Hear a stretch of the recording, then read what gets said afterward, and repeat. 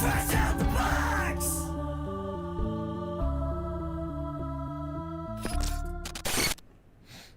Hey everybody, welcome to Fresh Out the Box Looks at Modern Age Mastery Guide. I am the usual Game Master Johananon. I'm the co-host Casualty CDG. I'm a retired child crimes and human trafficking detective turned tabletop titan and improv comedian.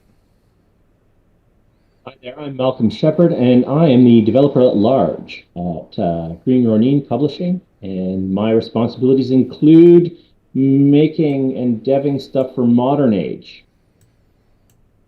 Most excellent. Yeah, we were fortunate enough to get this brand new book, Modern Age Mastery Guide, from Green Ronin. Take a little look-see at it. Looks really cool. I always love the artwork style for Age.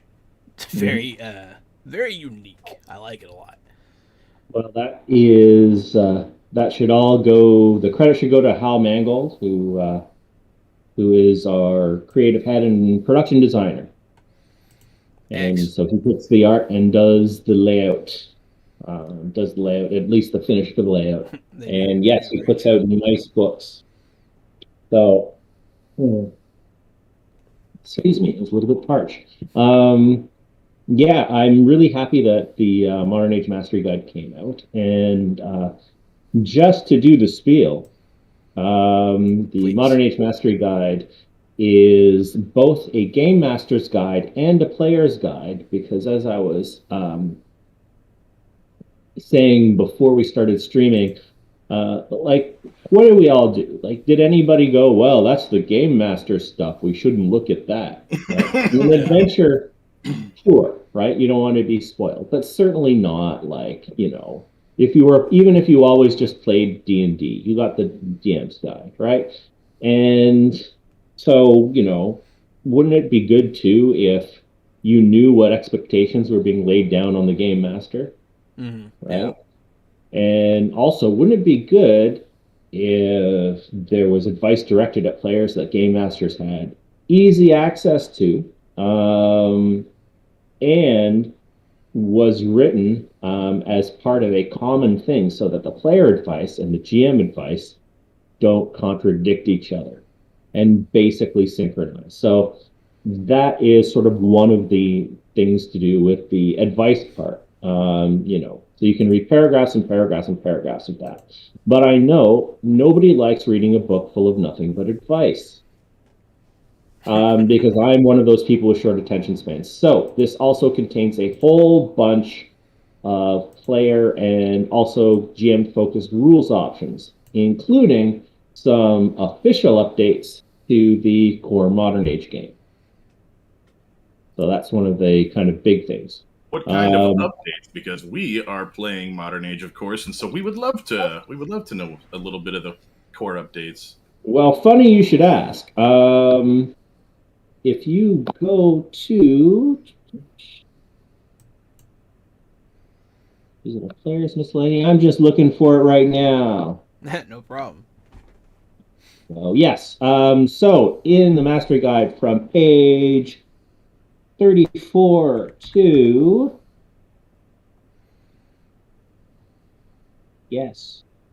many other pages. Page 34 to 38. We have a bunch of new rules, and I'm just going to go over some of them, right? Like, it's a couple of pages, which is why I can't just tell you what they all are. Mm-hmm. The one I will tell you, which is probably the one that is the biggest change, is that stunt attack now gives you 2 stunt points or the stunt die result, whichever is higher. Oh, okay. No, sorry. Or the stunt die result if you roll doubles, whichever is higher. Okay. Right? So, because getting 1 SP for a stunt attack is almost not worth it. Yeah. It's no. We were too conservative about it, right? Because I find that a lot of often that attack specifically is used to like disarm, grapple, do stuff like that, and all of those cost 2. So. And all of those cost 2. So, yeah. Now, the one tricky bit is that if you get doubles, it's, it's the higher of two or the doubles result. It's not plus.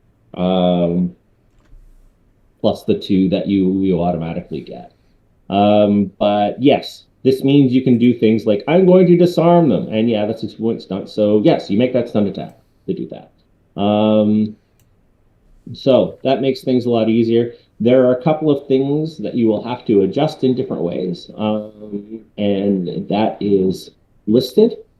What else do we have? I did see something that is particularly interesting to me, but the professions above social class. Yes. So now, if you take a profession that's not usually available to your social class, you can take less income to make that happen and meet in the middle. That's right. Yeah, if it's above your social class, right? So that's,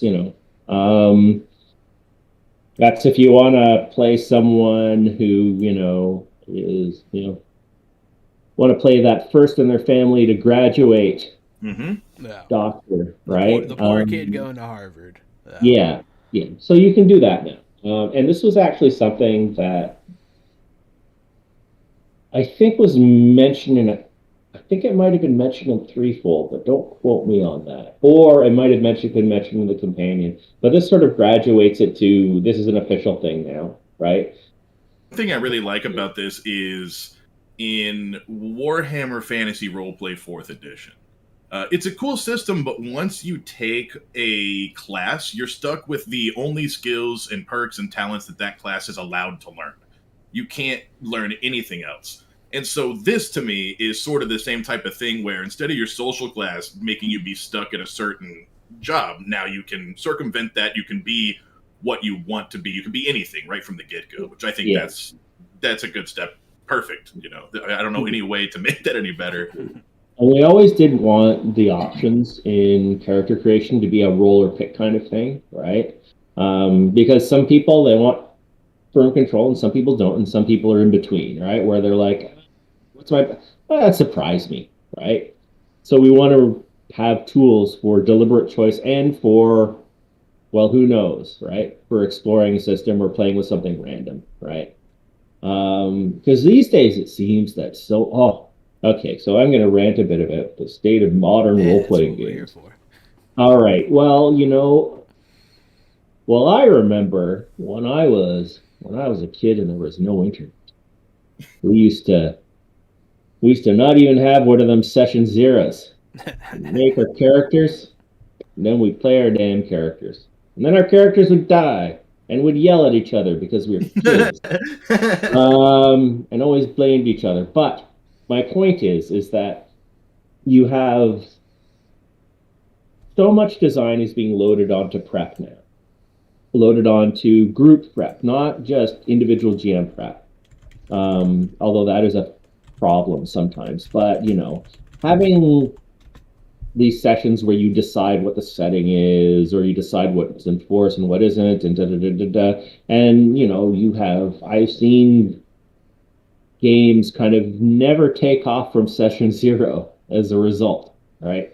And the thing is, there are certainly reasons to have pre-briefing, right? You want everybody to be into whatever you're playing and whatever the scenario is. You want to respect people's feelings. Those are all good things, right? Absolutely. I'm not saying don't do those things. But I'm talking about when there are specific demands set out in the system to, do these elaborate personal backgrounds and how did you meet stuff and things like that, which sometimes kind of keep you from doing the next step in playing the game. So that's why I kind of like having these pick a role options, because they cut through a lot of situations where you don't really have a preference, right? Yeah. So roll it, right? Don't try to summon up an artistic vision when you don't have one. Develop it on the fly, right? Because there are things that we're playing. I find sliding into a character that you don't fully understand to be enjoyable a lot of times. Oh yeah. So I totally agree with both of you guys. There's always something to that, rolling straight six on your stats. You just put them in the order you roll them, and then you have already chosen your race and your class and everything, and then you put your stats where they go, the order you rolled them, and that's your character now. Role play that. You know, don't move everything around. You're the fighter with high intelligence. That's you. Go for it. Put yourself into a new role and feel it out. Yeah. Like, you get some OSR people who are super dogmatic about this. Like, I played 10 characters and one character died a session and they all sucked until I finally rolled the right one. And then he died after 3 sessions. But then after, yeah, so, not so much that, but Well, yes. you know how I feel about dogma, so. All right. So yeah, there are, a few other recommended rules of revisions. There's some new focuses that we recommend that you have in the game, and they are forensic psychology and streetwise. Like, For intelligence, there's survival for perception, and I think that's it.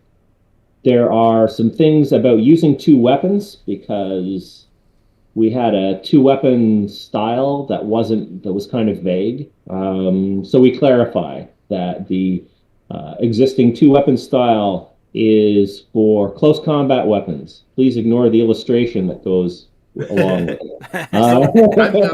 I've got the right guy here to ask. I picked a sword and shield mastery, but I'm using it much more as a 2 attack weapons. I'm throwing the shield and having it come back, sort of like a boomerang, and attacking with a sword as well. And I'm seeing mixed weapon style, and that seems to almost be more up the alley for what I'm doing than the sword and shield style in particular. Mixed weapon is it's funny because when I started working on this, I was like, okay, yeah, so basically this isn't necessarily a real thing, but somebody's going to want to have a gun in one hand and a sword in the other. Well, it turns out, looking at stuff in the historical fencing community, it was a thing, and it was a thing that was specifically trained, right? There are manuals of, how to use a pistol with a sword, a pistol and a rapier. I do believe that Russian Spetsnaz are trained in pistol knife as well. Yeah. Yeah, but you can never, I don't know, those systemic guys are crazy. But that's a whole different hobby. And so, yeah, so yes, basically we have, 2 melee weapons, 2 guns, 2 firearms, 2 ranged weapons, or you can have a firearm and a melee weapon. Each of them have styles for them, and there are rules for if you don't have any of those talents. Too. Like if you're just a person who happens to decide they want to shoot 2 pistols, we do have you covered for that. Not always a great idea, but you can do it. They always ask. It's good to have the rule ready. And I revised cover because I found that the existing rules for cover didn't really fit how cover works narratively, because the modern age rules for cover end up giving you a bonus armor rating, but that's not how cover works in stories where people are being shot at. There are some refinements for actions. And there are some beefed up grenades because I've determined that grenades were not grenadey enough. As well as some optional rules if you want to jump on a grenade or throw it back or do any of those things. So yeah, there was a lot of things that kind of came out of our experience with action specifically, but also with investigation, because that's where I noticed running the game, that psychology was a thing that people needed, and that just foisting it off on empathy rolls wasn't good enough because it doesn't cover intellectual knowledge about human behavior, as opposed to what you're observing, right? The same with Streetwise, which is knowing about clandestine organizations, and the same with forensics, because there are just so many. You can't justify specialized knowledge with a search focus necessarily, and we wanted to provide that sort of intellectual backing for investigation-oriented characters, especially because in modern age we do try to kind of pump up the role of investigation compared to previous age games. I gotta tell you though, the Expanse's format for investigations is better than modern age, because that's what happens when they get to look at the draft before it's published and then do their own. Yeah, so there's a nice compact investigation format that's in Expanse books that I love, and I have instructed people to copy it in modern age stuff wherever possible. You heard him, John. Rip those and Yeah, put them into the back of every book. Yeah. Yeah, we played a lot of The Expanse. I think we're on episode 26 coming up this week. And, Oh yeah. We love the investigation, and we love the investigation stunts. Yeah. Because I wind up giving them a lot of information that I didn't plan on giving them because of stunt I've been dice. tempted. I've been tempted to get in a game because my copy of Ships just came in. Yes, hell yeah. So cool. Yeah, we play The Expanse every Thursday. Every Thursdage, actually. You know how that goes. Yes. And just last week, like Jahan was saying, when he has to give away more leads than he means to, I think we rolled 4 or 5 successes in a row, back to back to back on investigations with stunt points. And he was just like, okay, like, here goes the investigation. You rolled it. Like, what can I do? Yeah. It really moved the plot along in an really interesting way. It really did, because it kind of hit a wall for a second. They were out of leads. Yeah. And then stunt points. Boom. Story continues. Yeah. Beautiful. Yeah, the way things it worked well, and really, like, it didn't. That design didn't happen in a vacuum. Like, first of all, I give a lot to Megan Fitzgerald. Megan Fitzgerald is such a great writer and developer, and she worked on the stunts, so that includes the investigation stunts, some of which reported to the Expanse. There's the late Alejandro Melchor, and it's so sad that he's gone. He did the rules chapter for Modern Age. Unfortunately, passed away a few years ago. It was unexpected, sudden.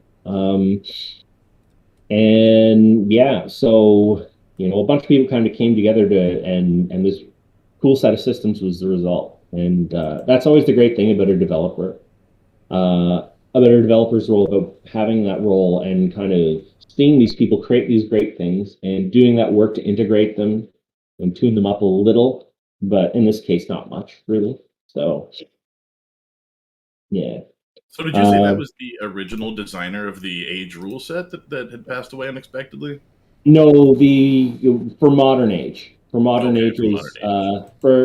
Age's rules chapter and a number of other chapters in the book. He did a whole bunch of the systems work on it. The creator of the adventure game engine overall, Chris Pramis, is the president of the company, and he's doing well. Alive and well. Yes, that's. So we have that, and then we move on to, there are some other rules after that section that talk about ways to address some common challenges people have come up with. Like, there are rules for boosting stunts that increase damage and defense, because a lot of people find that the distribution of events that injure your character are a little too regular. You kind of, like, in some games, the experience is that you kind of take, a few points of damage over and over and over and over and over again, and you have a lot of health to go. So there are some options for making that a little swingier.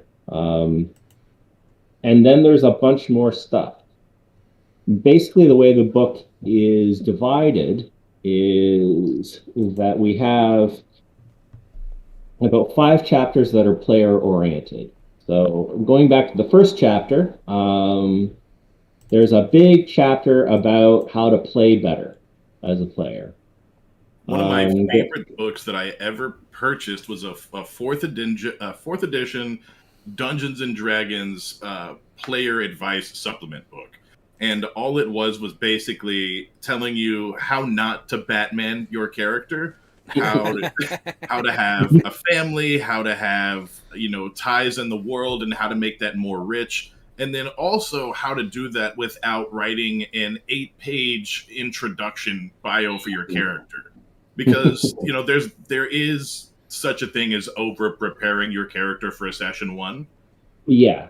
And that often becomes a thing, right?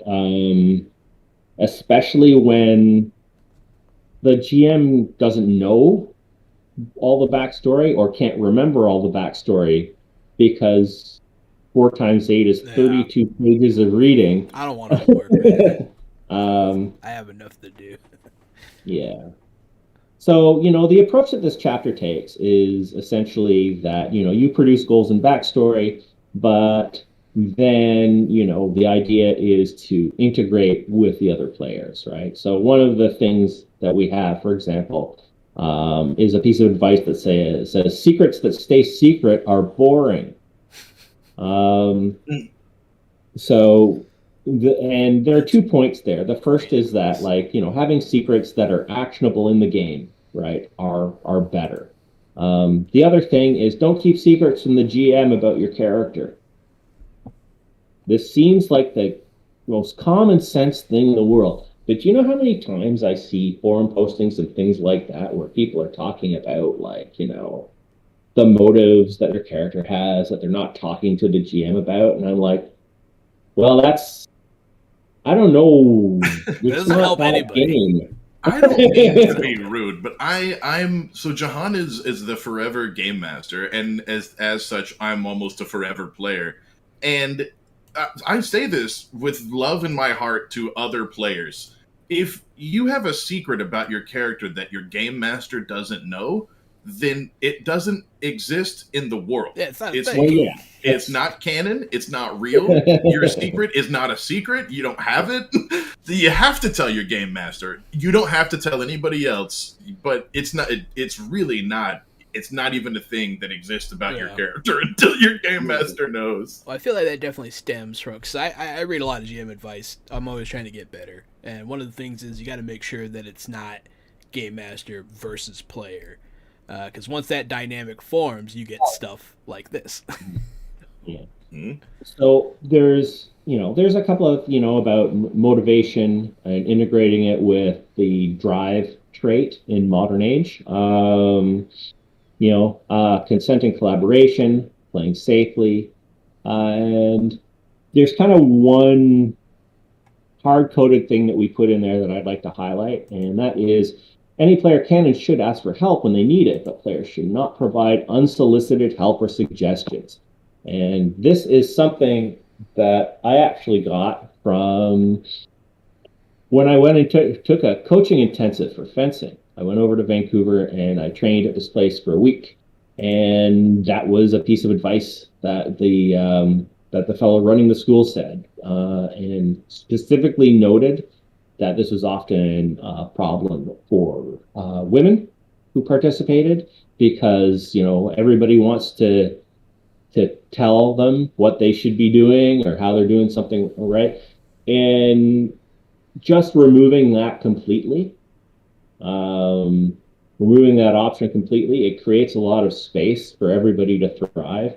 And the main thing is that you want to give people room so that they can ask for help or do their own thing as they please, right? So that's sort of one of the big things that we actually put down as a rule and not just as a guideline. That's great. And that kind of, yeah. And we get into a bit about, how to play as acting, right?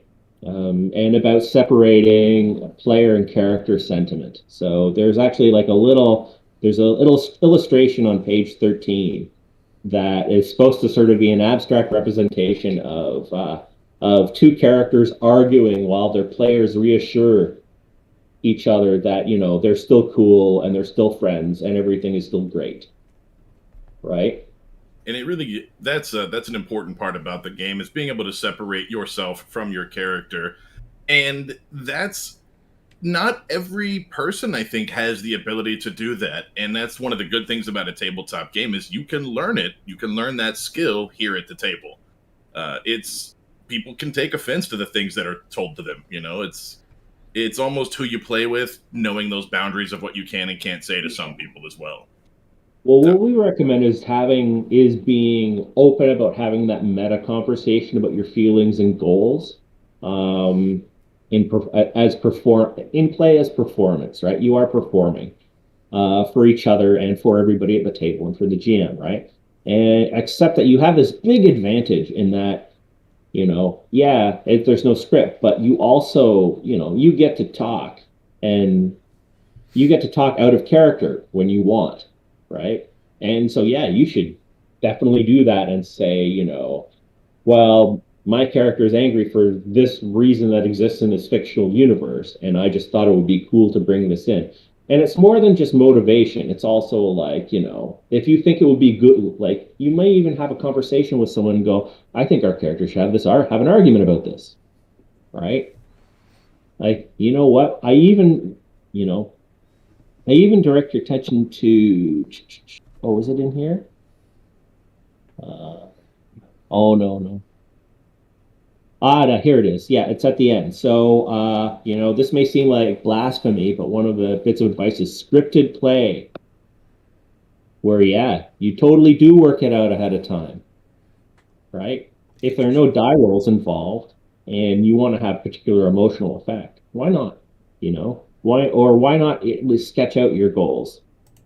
Sketch out your scene goals, then perform them, just like you have in improv, right? When you'll ask for an object or scenario or something, right? So there's nothing wrong with working in that framework. So we've actually used, I don't know if you're familiar with Microscope, but it's a small, that's what it's called, right, Jahan? It's a small system where it's exactly how it works. You have 4 players around a table, and is that the world building one? Yes, it's exactly I played right. It. We played Microscope and then realized that should almost be taught at creative writing workshops to work on scripts, because as long as you're all on the same page with the same characters, you can just continue to set the scene and move the timeline and basically write any universe with the same 4 writers with relative ease. Just the system itself is a creative writing engine. It's amazing. And that's exactly kind of what I'm getting here at the scripted play is, like you're saying, you pick a scene, you pick an object just like you would in improv, and you have your scenes around it. Yeah. One thing I was excited to do in this, by the way, this chapter was written by Nicole Winchester, who's a great writer. And I was really happy to get her working on this. But it was nice to sort of like update some of the hoary old things. Like, for example, there's we do talk about blue booking, which is an old technique that was invented by the late Aaron Alston, where you write down your downtime actions for the GM and for yourself to kind of track things like that.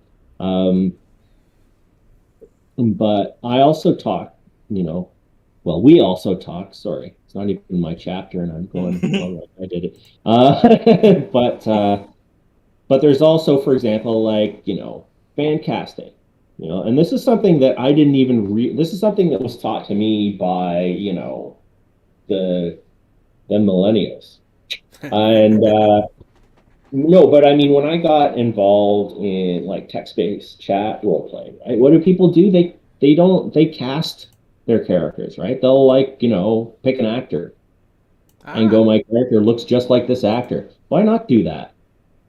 That sounds like the greatest thing, right? The fact that you have like people often liken their games to be like television series or movies. Well, you have like $1 trillion, $1 trillion budget for your movie, right? Like, It's like so if the funny cast you of say Dune is that. impressive, you can whip that up for, your gritty street game, right? You can In our have Expanse game, there are two of us, Alicia and I both. She has an actress that her character looks like that she'll often pull up, remind everybody, and my guy looks like the lead singer of Dear Antwoord, that the South African rap band, the guy who's just covered in tattoos and looks like a total South African thug. That's my Martian spy in Yeah. the Expanse. So yeah, we do. We often pull up Yeah. character references just maybe it is a for each millennial other. thing. Yeah. Mhm. Yeah, like it's absolutely possible to do that. And the same with scrapbooking, either physically or digitally with something like Pinterest, right? And I think a lot of people already do use tools like that in an ad hoc way because it's just so natural now to do that. At the very least, what this does is tell you that you're not alone, and that is a thing to do. That is a cool thing that you should do.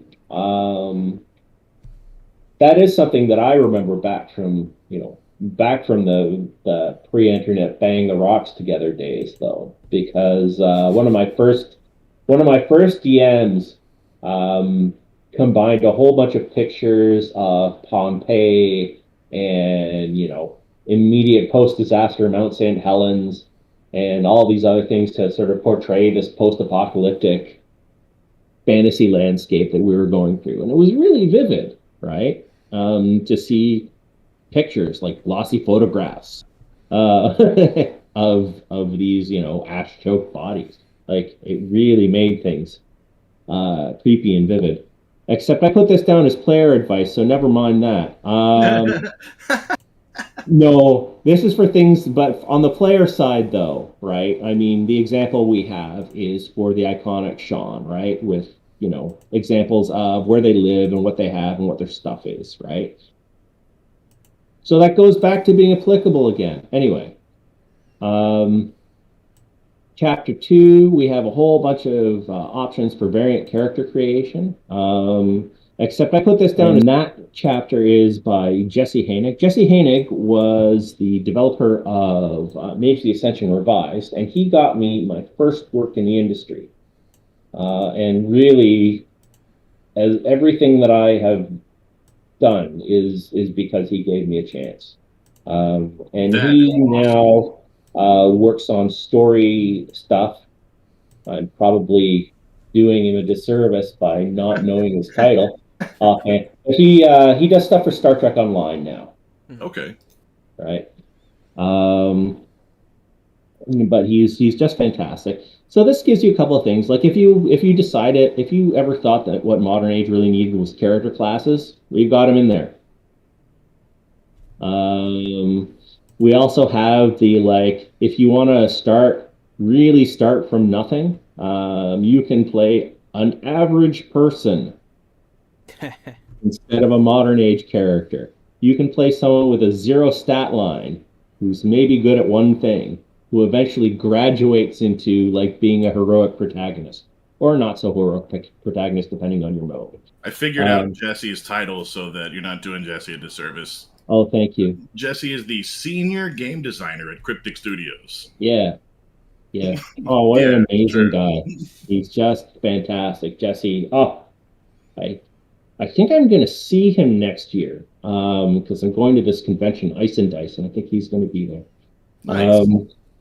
And so that's kind of cool that Jesse got you basically got your foot in the door and then wrote this chapter for you, right? Yeah. Yeah. He's worked with me on a few things, and he's just been so good each time. We have rules for, making a simplified character who only has 3 abilities and broad focuses, and sort of free-form talents. So there are just basically a whole bunch of ways to make a character besides the Modern Age default, right? But thing is, I personally would not use the classes, though they'd be good for some kinds of games. But I love the pictures for them because they combine. Each of them combines 2 different iconics from the Modern Age game. So the combatant combines our two sort of fighty iconics. Brian and Amy, I think are their names. And then you have Indra and Sean sort of mashed up for the expert.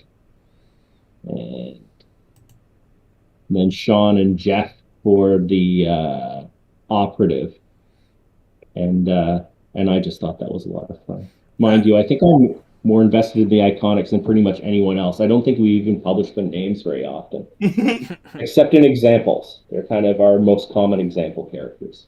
I always used to love going through the like third edition books and looking at their, because they have a similar thing where they have named characters they use in their examples, and I always wondered about them. So I always wondered why the picture of Lita suffering some magical backfire looked like she had this enormous blunt. It did. Do you remember that picture I'm talking about? Yeah, she was holding a smoke stick. Yeah, a third edition smoke stick. There is a smoke stick. A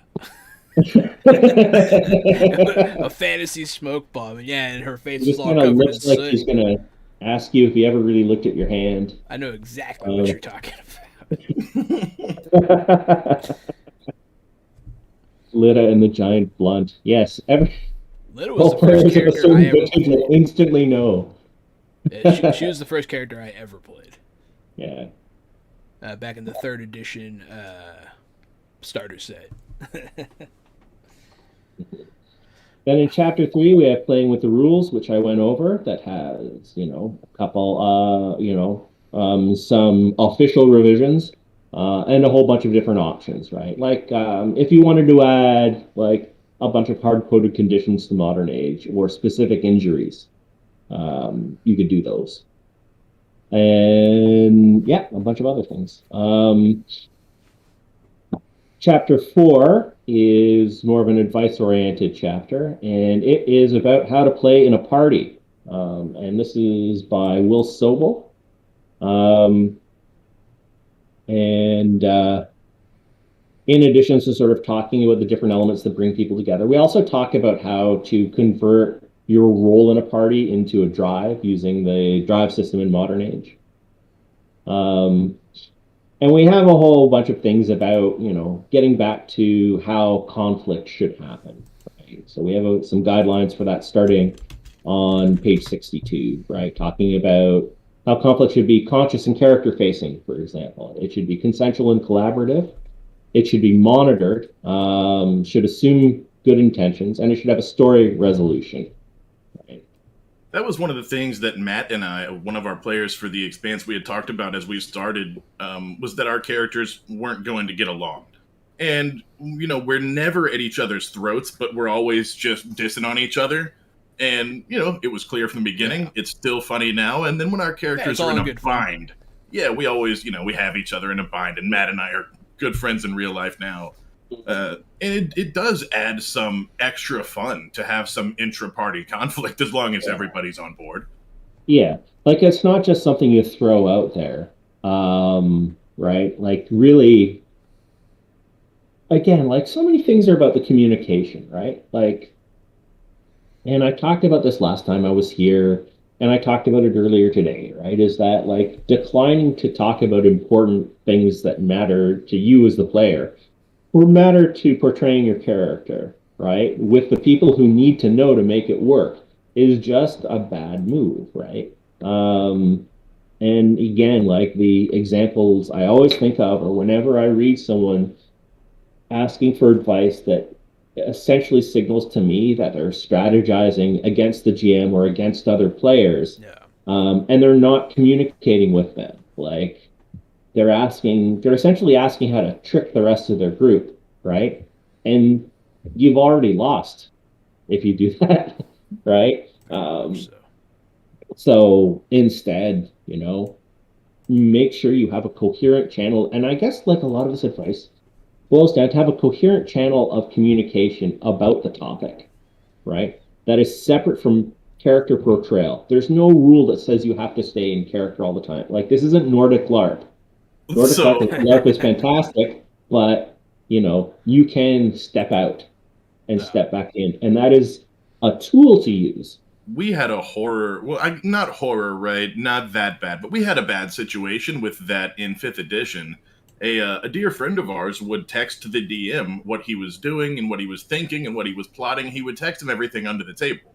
And so he had this rich backstory that him and the game master were aware of him being That no this one else knew. con man, this manipulator, this like intriguing spy who makes all these great decisions, but around the group, he only ever played an alcoholic fat guy who would lose his shirt. And so we all thought he was a dunce. He acted like a dunce, but he was secretly super bright. We didn't know. So our group was like talking strategy one time, and he walked up and he's like, I think the best strategy would be this. And we all turned and looked at him. We were like, what the hell do you know about strategy? Like, you wait, hold on, we're figuring it out. We're mages. Like, let the mages take care of the magic thing. You wait by the truck, drunkard. And he got so mad in real life, talk about bleed. He couldn't differentiate his character's anger from his real life anger. Thought that we didn't take his character seriously. Thought we didn't take him seriously, and we're like, "Hey, man, like we're all friends. Calm down. What happened here? Let's rewind." And what had happened was the secrets, all the secrets that didn't happen at the table, that nobody knew about, that he was trying to trick the party. He did trick the party. We didn't think he was smart, so it worked. It worked. Reap your rewards. Yeah, I mean, you have to. People so badly want their games to turn out just like some great fiction they've read or seen. But fiction isn't writing about what things are happening in front of you, or just kind of letting your imagination do random things. It is structured and planned. And even though in an RPG we don't plan what's going to happen, right? We leave that to chance or to the outcome of the narrative. We still have enough control over our characters and their portrayals to have some, to be accountable, right? This is one thing that, well, I mean, it's, the slang that we have for it, right, is the Nuremberg defense, right? I think I talked about this last time. I was only doing what my character would do. Right? That's not an excuse, because your character doesn't exist. Your character has no moral standing. It's just a series of things you, a person who is morally accountable, are doing. Right? So, embrace the fact that this is a fake dude, and say that, I have these creative goals for my fake dude, and how can I satisfy them?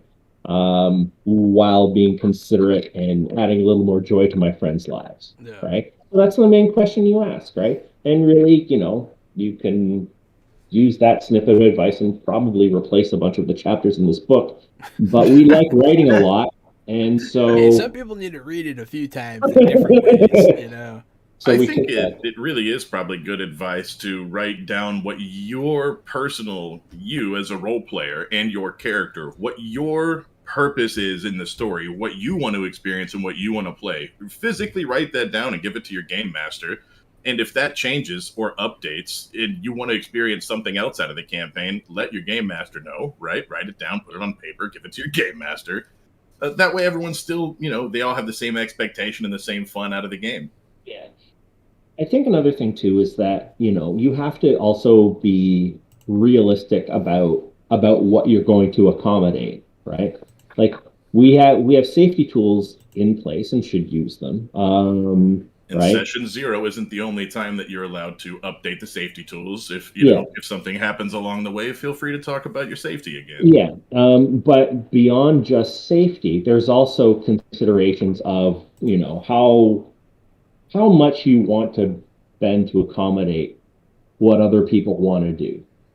I think one of the things that is tricky about role playing is that you're doing this activity with a bunch of your friends, or people you're probably willing to have a beverage and a meal with, and you may want different things out of a game, right? And the things you may want out of a game might be incompatible with what the other person wants out of a game. So either one or both of you have to be able to accommodate the other person, or somebody has to make a decision not to participate. And the tricky thing, of course, is that, social time is finite. The time we have to see our friends is finite, right? So if you really hate the premise of that game you're going to play, right? Sometimes it's hard to say no, right? And I really sympathize for that. But at the same time, you have to have the accommodation discussion of the kind of fun that is not your best, most perfect fun, but is fun that you're willing to have that won't make you less happy. And may still make you more happy. And that's, and in a best case scenario, that is expanding your tastes and what you're capable of too. Yeah, compromise is important, and it can help you Yeah. grow as a person. So, And it helps you grow as a person. Well, I just see so many things, so much discourse about like, this is the way I like to play games, and that's it. yeah, Right? And, I will only play this if everybody else feels the same way, and if we have a rule set that completely caters to my desire. And you know what? The people around you, they're not waiters. Right? They are creative contributors. You are part of an ensemble doing your thing, right? All right. So, and then we have a player's miscellany, which talks a little bit, and this and some of the parts of playing with the rules, I believe, were by Jack Norris, who was the Fantasy Age developer. Great. We want to play Fantasy Age. yeah. We haven't played a fantasy game in almost an entire calendar year. We've been playing every different genre under the map, and we want to play Fantasy Age. Damn it! Well, the new core is very nice. So yes, Very well, excited. it is just going through the great funnel of sort of final stuff. But yeah, we there's tune in some to watch stuff. Owen talk about it all the time, and Yeah, it's exciting. yeah. So in chapter 5 we have a whole bunch of things, options for equipment. Is the murder stuff in here? There's a bit of a discussion of powers and the social role of powers. Oh yeah, no, actually, yeah. Part of this is Jack, and part of this is Steve Kenson, I think. And Steve Kenson is freaking Steve Kenson. He's amazing. Yeah, he was on Mutants and Masterminds this past Monday. Yeah. Okay, so we have another book in the funnel for Modern Age. There's Powers. And I've announced it before. It's the big thing about psychic stuff and magic stuff and all kinds of cool little goodies like that. And of course I asked Steve to work on it because who am I gonna ask? Somebody out there who I don't necessarily have easy access to, or the designer of Mutants and Masterminds. And for some reason, I went with the designer of Mutants and Masterminds. Strange choice, but let's see how it plays out. Yeah. Yeah. So, but he ended up doing like half the book and being invaluable. So, I kind of went, well, why don't I think I just said like, I think I gave him, I said, why don't I give you like a co-dev credit or a dev? I think I just gave him the full dev credit because for a lot of it, I just sat back and like, yep, that's all correct. Yeah, you nailed that. I looked over it. It looks real good. It looks real good. Yeah. So yeah, he worked on this, and he's really good at breaking down. Steve is really good at breaking down like where powers come from in different genres. So anyway, then we have the GMing section. We have a whole bunch of stuff about how the rules work statistically, including like here are some handy target numbers to have and why. A bit about how stunts work under the hood. And then we have a bunch of options. And this stuff is by Jack Norris. And, one of the options are, we have ones for, that kind of, we have costly successes and mixed failures. So that gives you a sort of like, the succeed at cost and fail forward thing that you see in a lot of games. We have those as options. we have some options for focuses. We have different ways of setting target numbers, right? And you can set target numbers based on their dramatic importance and not just how tough you feel something would be in a fictional world.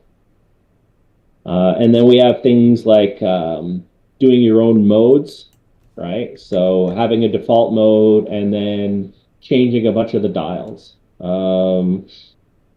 There's one that is like, where is it? Oh yeah, extremely gritty. Ooh. No, Yeah. Jahan. Everybody has one hit point. Well, it's on page 91, right? So, This is not it's what gritty. Jahan needed to have. Everybody has 5 less health, less resources, and you have to make a willpower test every time you're injured or hindered with physical violence. I might just keep that rule. I'm okay with that for the Expanse. Yeah. The Expanse is supposed to feel, I think, like bullets. Whereas I think the way we're playing Modern Age might be a bit more cartoonish or superhero-y. So I would definitely take that rule of the Expanse. And then we've got some rules to play the game diceless. Oh, diceless task resolution. I see that. Yep. Basically you have a base score that you can use a variable pool to add to. I've always liked systems like this, and one of the things I like about this particular implementation of it is the thing that people always forget when they do point spend systems is that they forget that bid order is important, right? Because you always have a last bid advantage. Because you gain intelligence by seeing what other people's bids are, right? And when it's something where, okay, how game nerdy am I going to be? All the way. All right. When you have something that's a linear spendable resource and is not templated so that it only works in certain contexts. So, for example, in Magic, you have things that fly and don't fly, right? So that's an example of templating, right? But if you don't have that and like whatever you spend is just absolutely important in that situation, right? If I'm the first person to do it and I spend like 5 of my points, you always get to spend 6 of your points if you want, unless you run out of points, right? Which doesn't seem like a big deal because you're both spending points, but you have that intelligence for being the second bidder, right? So bid order in those kind of spendy systems is enormous, right? And I find a lot of games kind of forget about that. Anyway, thanks for listening. Yeah, no, not a problem. My rant. We're happy to. Yeah, and then we start in chapter 6. We talk about some of the rule stuff. Then in chapter 7, we talk about, and this is Jesse Hennig again, adventure structure, right? So we go through sort of a classic adventure structure. So site-based, that's your dungeon crawl, and scene-based, and I think the other one is based on what happens. Oh, and character-driven too, right? So if we were to divide that into the types of things done by individual games, right? Like site-based is obviously, it's the Dungeons and Dragons thing, right? Where you go to a place and you root through it, right? And scene-based is what you see in a lot of games, including most age games where there are specific sections, and you kind of progress from one chunk of the story to the next. And character-based, I think the closest thing is if you ever looked at old Vampire the Masquerade books where they had like that huge social network of who hates who, Yeah. right? Like a lot of character-driven stories are like that, right? Because you are in this social environment and, if that person has a bad day, it trickles through and that's what triggers the adventure. In addition to working for Cryptic, working in STO, Jesse was actually heavily involved in in working in LARPs in California. He founded one, and he did a lot of work with Mind's Eye Theater when it was big. So he's very familiar with these kinds of like structures, boots on the ground, especially the socially based stuff. So it was really great to get his input. And rules, adventures. We have our game mastering advice, which, this is where it's hard to sum up because it was written by my friend Howard Ingham, and they did a lot of the advice in the Modern Age core, and they are very good at getting very deep about what that means. Howard is actually also a prominent authority on the folklore genre, and was nominated for a Stoker Award for their book We Don't Go Back, and has a great folklore RPG called The Shivering Circle. And they did a sort of radio drama actual play with it. So it was great stuff. So, and then, well, I guess that's the whole thing. There are a bunch of tables. The end. And everyone loves tables. Everybody loves tables. Yeah, absolutely. Everybody loves tables. I love tables. There is a particular section here I see that I think is always great game master advice. Appeal to the senses. The five senses, like if you're a game master and you're at home and you're game mastering for somebody online, just take a sticky note and stick the five senses somewhere on your monitor. Because during basically any scene, you can ask any character to describe one of those things, or you can describe one of those things. You can either give players agency and have them tell you what it smells like in there, or you can tell them what it feels like, what it smells like. And those things, just giving one of those senses each scene goes such a long way, and it's such a small thing to do. That's so true. That's so true. It all depends on your players, because you might get a lot of rooms that smell like farts. That's true. Wow. There was an investigative style that we learned whenever I was with the state, and that was the style was you instead of just asking people, who was there and what happened, you reminded them of their sensories, of their sensory memory. And so we would ask things like, what did it smell like? What did it feel like in the house? And then they might remember that they shivered, and they might remember that before they shivered, that they walked into the living room. So now they remember extra details just based on these small things. Yeah, those associations.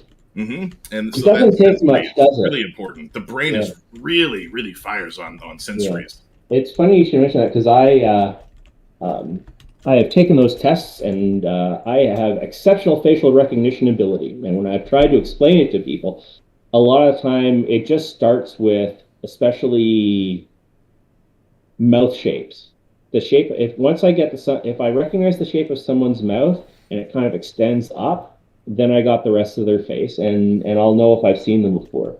I just won't remember their names, which is great at conventions. That was one of the hardest things looking for missing kids was, you would have an image of what they looked like 6 months ago or a year ago, and teenagers age fast, and when they put on makeup, they look different. So you would sometimes have these two side-by-side photos, one of their old Instagram and one of their new, and you're just staring at them side by side, like, look at the eyes, look at the eyes, look at the mouth, look at the mouth. Like, is that the same person? And it's funny that you would say that. A lot of people had a hard time figuring that out. You just, you send it off to your squad and like, hey, can you guys let me know if it looks like the same girl to you? Heavy makeup and anything that obscures the jawline, right? I find, those are the things that I find the most difficult to get past. Like, even if an image is heavily pixelated, if it's a bare face, especially if someone has their mouth open for whatever reason, right? But it just takes that one thing, right? And it's even better in fiction because people will invent the rest in their heads, right? Well, because it's basically the memory process, except instead of drawing upon recalled impressions that are relevant. You're probably drawing on recalled impressions that are irrelevant and filtering them through your imagination. Right? The mind So, almost has no choice. Yeah. yeah. And that goes back to, kind of the role in the player section, we talk about different types of acting, right? So so you'll have a lot of people working with method acting, right? And people often treat method acting like I'm going to act like this person all the time, and I just happen to show up and be that person. But really, if you read Stanislavski and you read a lot of the sources, a lot of them are about drawing specific memories and memories of specific sensory impressions, and memories of emotions that you have, right? So, for example, this is something that is kind of hardcore, that is probably beyond what I would actually do if I were playing. But, if your character has a tragedy, you think of a similar tragedy that actually happened to you, and you raise those impressions, that raw emotion, and your behavior to match that, right? It's the acting as if principle, right? You can only draw from your own experience, but you can mine your own experience in so many different ways. However, there's a limit to really how far you can go, because, do you want to remember the time that terrible thing happened to you Yeah. for the sake of playing a character? No. Nope. You don't. So there's nothing wrong. There is nothing wrong with not doing it at that level and just deciding that you are going to go with the idea of, just a bare sensory impression that is something to work off in terms of just an idea in terms of and not with its emotional associations. Because of course, if you go too far with the emotional associations but sensory impression, then you don't, then you might get upset. You might end up with the need to use a safety tool, right? Like an X card or something. Yeah. That happens with me a lot with Gary, because Gary's seen stuff and I'm very graphic. So, he tells a lot of I can tell it looking at his face because we played together so much. Sometimes when I need to chill, but obviously, yeah, you need to set those things up with people. And, but I do like to watch. It's fun to watch your players' faces as you describe things, and like you can see their minds turning as they go there, as you describe smells and sights and sounds, and it's a good experience. It reminds me, I always have this thing that I say about horror games, is that people don't want to be scared in horror games. People think they want to be scared in horror games. They don't want to be scared in horror games.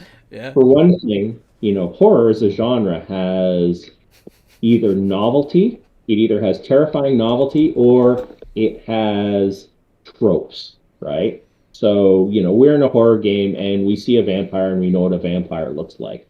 Or we see like a corpse in a bizarre position, right?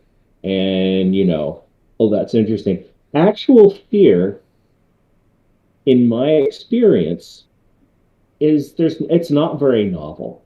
People are scared of the same things, Yeah. right? People are afraid of pain, and they're afraid of death, and they're afraid of humiliation, right? And we portray a kind of death in games, right? But it's not death, right? It's not the idea that this was a person connected to so many other people, right? We don't go there. We could go there maybe narratively, but actually we don't, because we don't want to really be scared. I can say that if your character death causes you as much emotional pain as a real life person's death, that you should speak to a therapist. I think. Yeah, because I think that's important.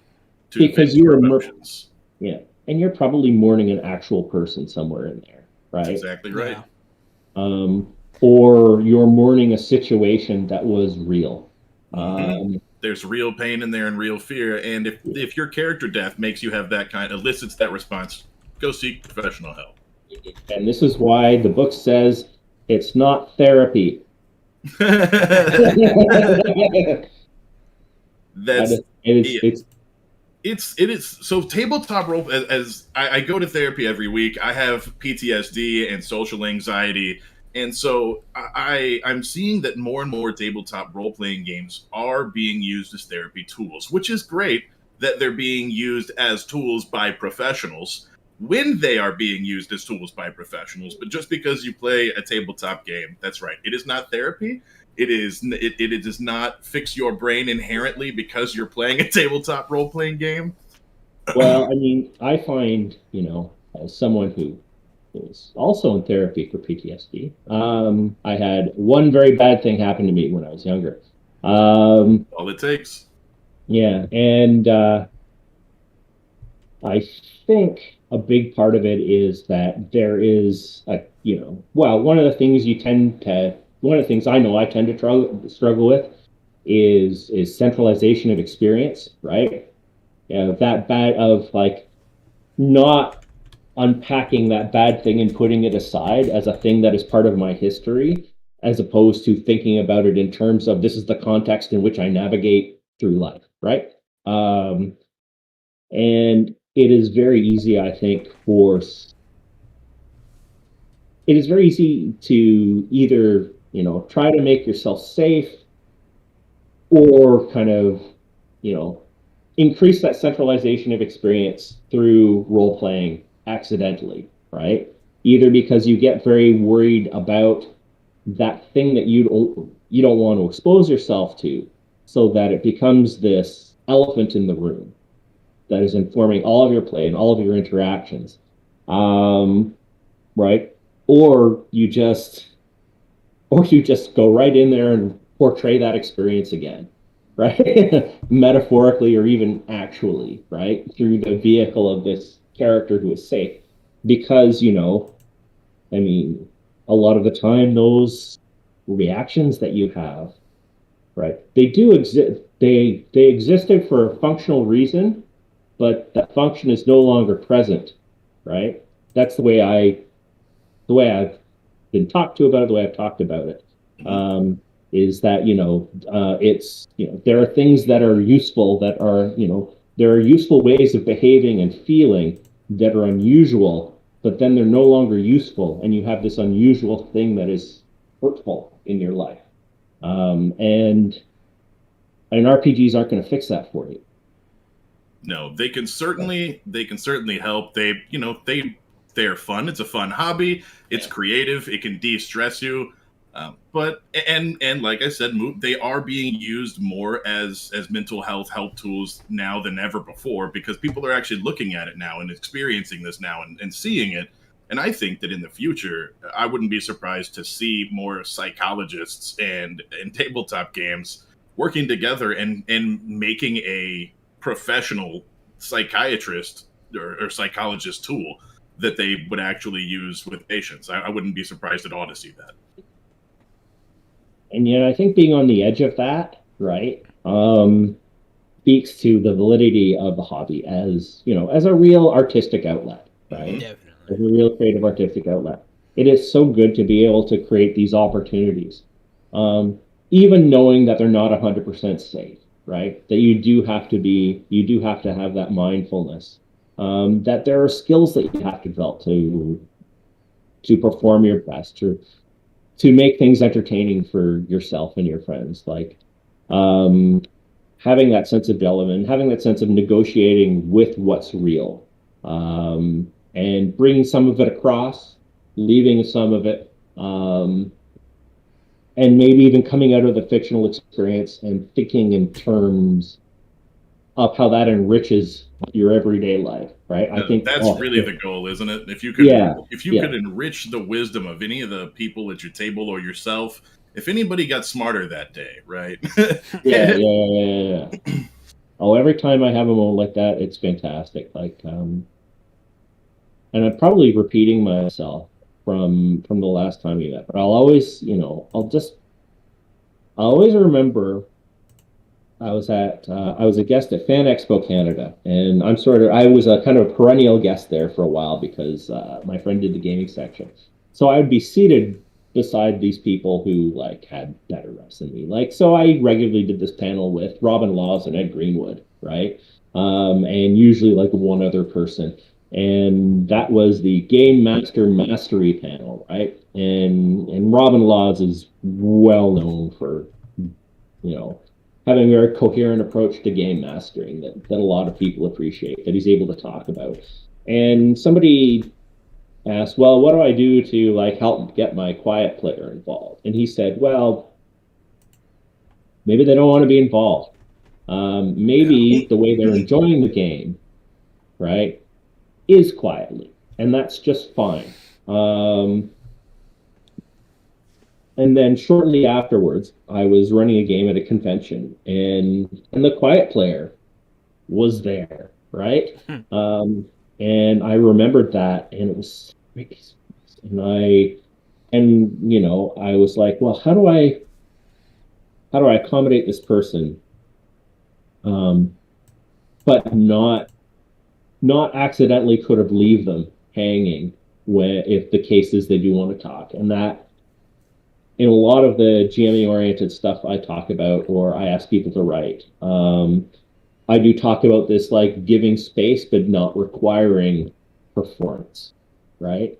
I actually saw a tweet today from another tabletop role player, and she said, I felt bad for her because she said that I have a bad idea for a tabletop game. You punish anybody who doesn't make a decision. That way people can't just stand there and say, I don't care, we'll do whatever you guys want. And I felt bad for her because that's okay if that's how you want to play. If you just want to watch and you want to hang out with your friends, that's totally an acceptable play style. Oh yeah, yeah. That's fine. Yeah. You can enjoy the game that way. You shouldn't be penalized for playing that way. And like you said, all you have to do is leave the door open for them to put a foot in. Every now and then you just turn the focus to them to make sure they don't want to do anything, and you keep on going. Yeah, you give them their turn each and every time. Mm-hmm. Yeah, when I was younger, a buddy of mine, he was the quiet one. I just never wanted to do anything really. He just wanted to be there, and it always bothered the crap out of me. And it made me mad. But as I got older, like I read the types of player rules in the Game Master's Handbook, and the quiet player is one of them. And I read it, and all of those are valid play styles. And you have a section in this book that's about like the types of players and how to motivate them. And I feel like that's important to know. Yeah, all play styles are valid. Some people just want to be there and enjoy the game. Give them their turn, give them the opening, but not necessarily force anything. Yeah. Well, I mean, yeah, you always just have. Like, yes, all play styles are valid except for the ones where you're a jerk. Yeah. Where you're intentionally, and we do talk about that too. We talk about the specific flags that are around people who are playing in bad faith, right? Because there is a difference between, someone who, well, people's comfort and social skills, they do vary, right? And, people don't always communicate well, and that causes friction, right? And conversation is the way to resolve that friction, which sounds so pat and easy to say, but it's still true, right? It may take time and energy, but that is different from someone who can, swearing's okay, right? Mm-hmm. Yeah. Oh yeah. From someone who's just there to fuck your shit up. Yeah. Right? And there are people who are there, and there are people who get involved to fuck your shit up. And sometimes people have specific triggers where they're great, except for this one thing where they'll fuck your shit up, right? Like, I ran a game based on a popular science fiction franchise that one of my friends was very, very, very, very into, and he was an absolute fucking monster when it came to that one thing. He was great in so many other things, but that one thing. But yeah, I mean, we talk about that a little bit, right? And in fact, I think it's in a big sidebar, so it should be easy to find.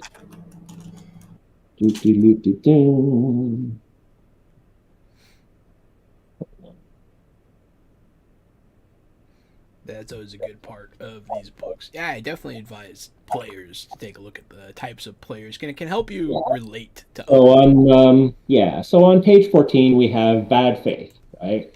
So, the things that constitute bad faith, all forms of abuse and discrimination, obviously.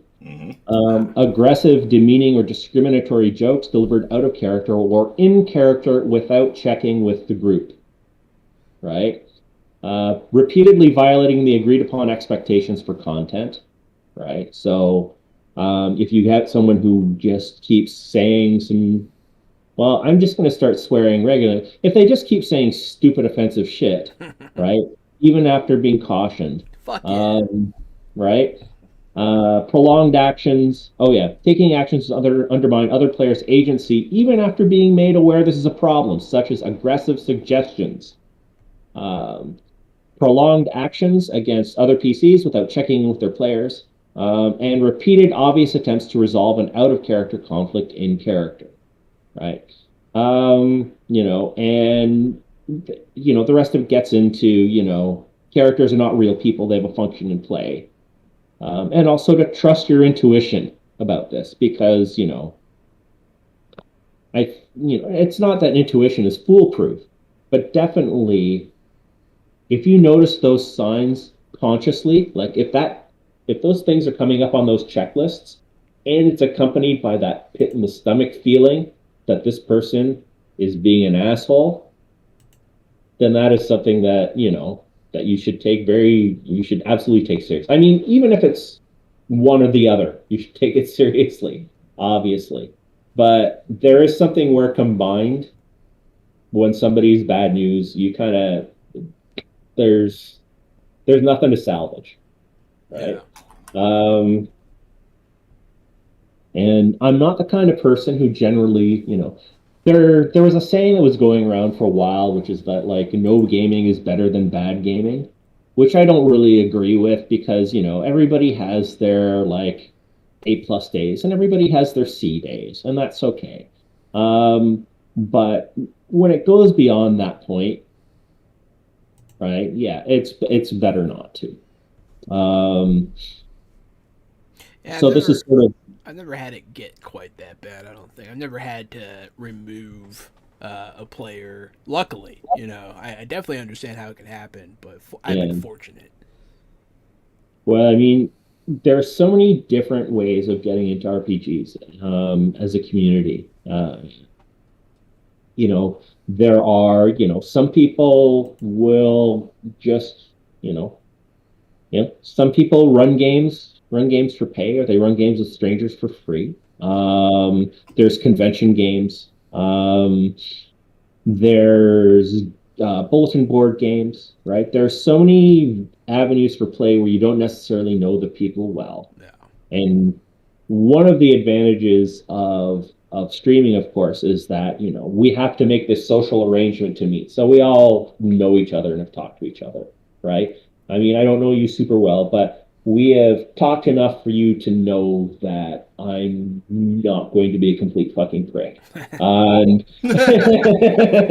and And so you know us well enough to know that at any time we could be complete fucking pricks. That's yeah, that's kind of how we yeah. are. And I have no power to do anything about it because it's your show. I can just flee. But but I mean the thing is like the thing is that like not all games are heavily vetted, right? Yeah. And also, I think the cohort of people entering the hobby has gotten older, right? I think it's become more of a college entry thing than it used to be. But I am from the generation where I started playing D&D when I was 12, right? Same. And I played,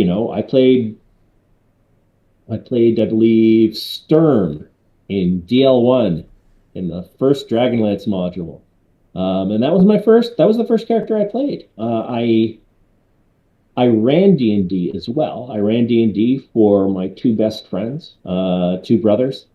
They were the people I played BattleTech with too. And but there was also, and this is what makes my reminisce relevant. there was also a group of people that I gamed with or attempted to game with in high school, and they were the people that had all the cool games like RuneQuest and Merc, and they treated me terribly. And you know, there are some people who are going to be hanging out with their friends, and there are some people who are going to be walking into that high school gaming club, where they don't know what they're going to encounter. And advice has to apply to all of those people. Yeah. Right. So, there are a lot of nightmare scenarios that people don't even like. It's one of the things about doing things for a larger audience, right? Is you do kind of have to keep into account that there are these scenarios that you would never go into, but Yeah. but people will, and you need to provide advice for that. No, that's fair. Yeah, I never had to kick anybody out, but I did have to leave a group of people after multiple years because they were just mean. They were just mean people, and eventually, I didn't have a lot of people to play with, so that's why I stuck it out. But happy I got out of that situation. And I think that's where no gaming is better than bad Yeah, gaming comes from, no. right? Yeah, It's, back in the old days where you'd go to the game store and you just go sit down with strangers and be like, "Yeah, I'll play." That's you never know. You're right. You never know what you're gonna get in that. You never know what you're going to get, right? But yeah, I find that sometimes it gets like stretched out into like, I only like playing OSR Dungeons and Dragons done in the hex crawl style. Well, this group doesn't have it in the hex crawl style. Well, I guess no gaming is better than bad gaming, right? So, there's just don't be so fucking picky, dude. Like, Yeah. it's amazing. Like we get to like use our imaginations and pretend to swing swords and unearth occult mysteries. And I love playing RPGs. Love running them. Yeah. There's so much you can do. There's always new stuff. That's one of the best things. And I just can't imagine ruining it for yourself by being too picky. Yeah, I So. don't know who I would be or what I would be like without tabletop role playing games. Because very much in the same boat. I started when I was 12.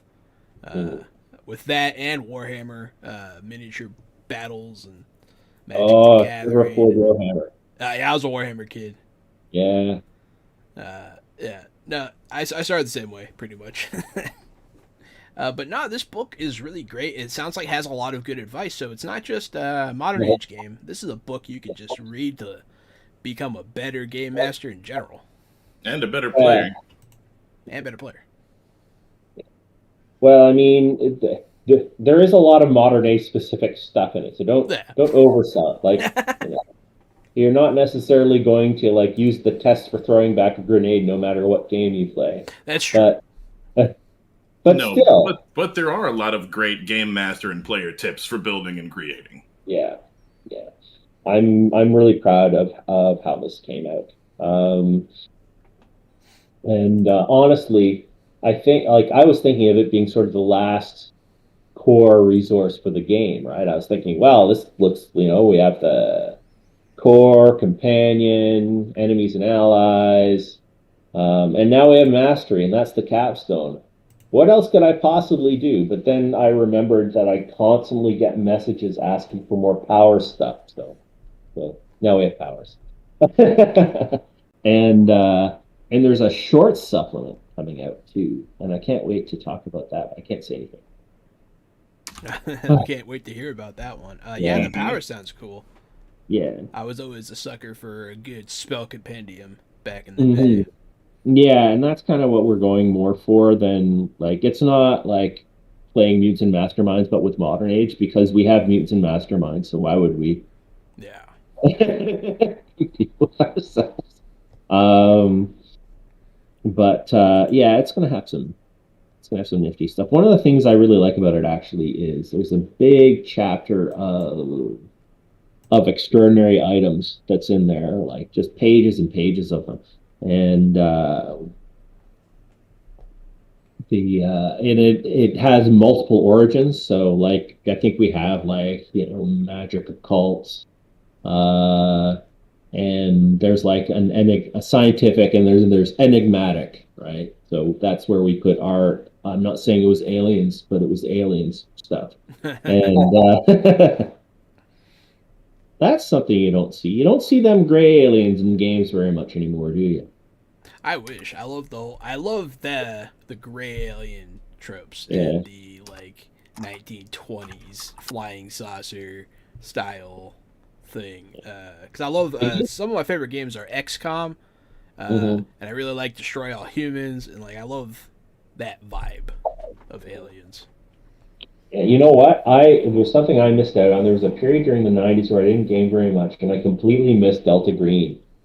And so I feel like such a weirdo for knowing very little about Delta Green, right? This acclaimed Lovecraftian setting that mixes that kind of conspiracy espionage stuff with the Cthulhu mythos.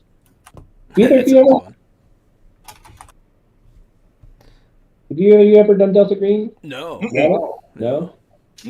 I'm just now hearing about it. Yeah. Well, it is. Well, it's a classic. It's legitimately quite good, from what I hear. I should probably actually pick it up. The last thing I picked up that I was really impressed with, that isn't in house, was The Yellow King from Pelgrane Press. Huh. Oh, it's so good. I'm literally tempted to run and get it.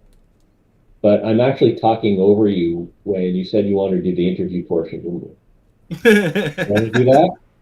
Yeah. I mean, we can do an interview portion here in a bit. I was going to say, we're at 9:30, so if anybody wants to stick around, we'll take a quick 5 or 10 minute break. We'll come back, reset, and we'll just shoot the breeze with Malcolm for like another, 10 minutes or so, do an interview, pick his mind. We were doing it before the stream started. We're doing it during the stream. We're going to do it again. We're just going to pick Malcolm's brain as often as he lets us. But yeah, in summation, Modern Age Mastery Guide.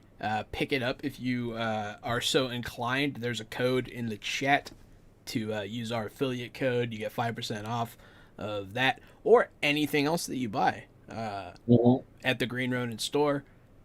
Check it out. It's a lot of good stuff in here and stuff that I will be implementing in our very next Age game during the Expanse this Thursday.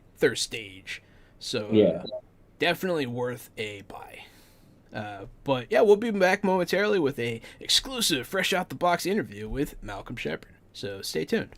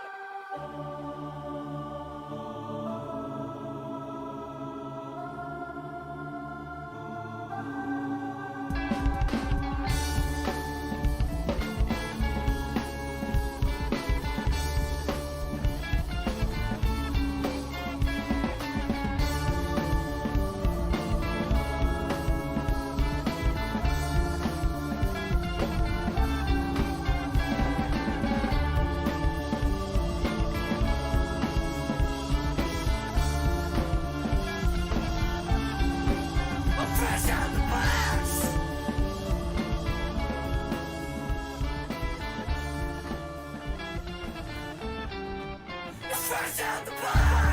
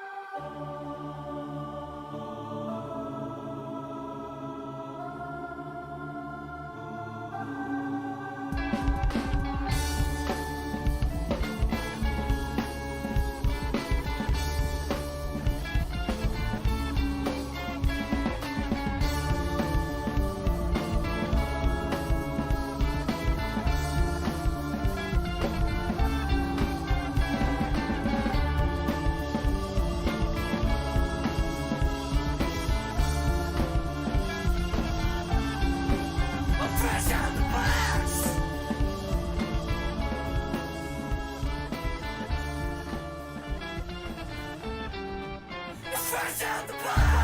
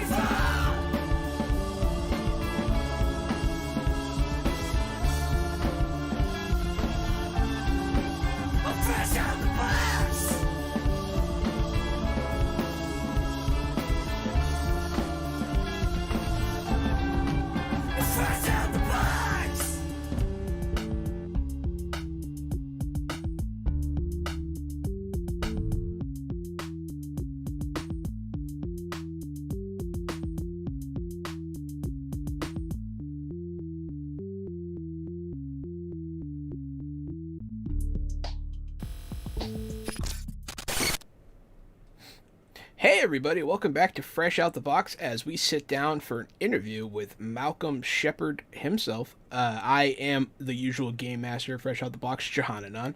I am your usual co-host at Fresh Out the Box, Casualty CDG.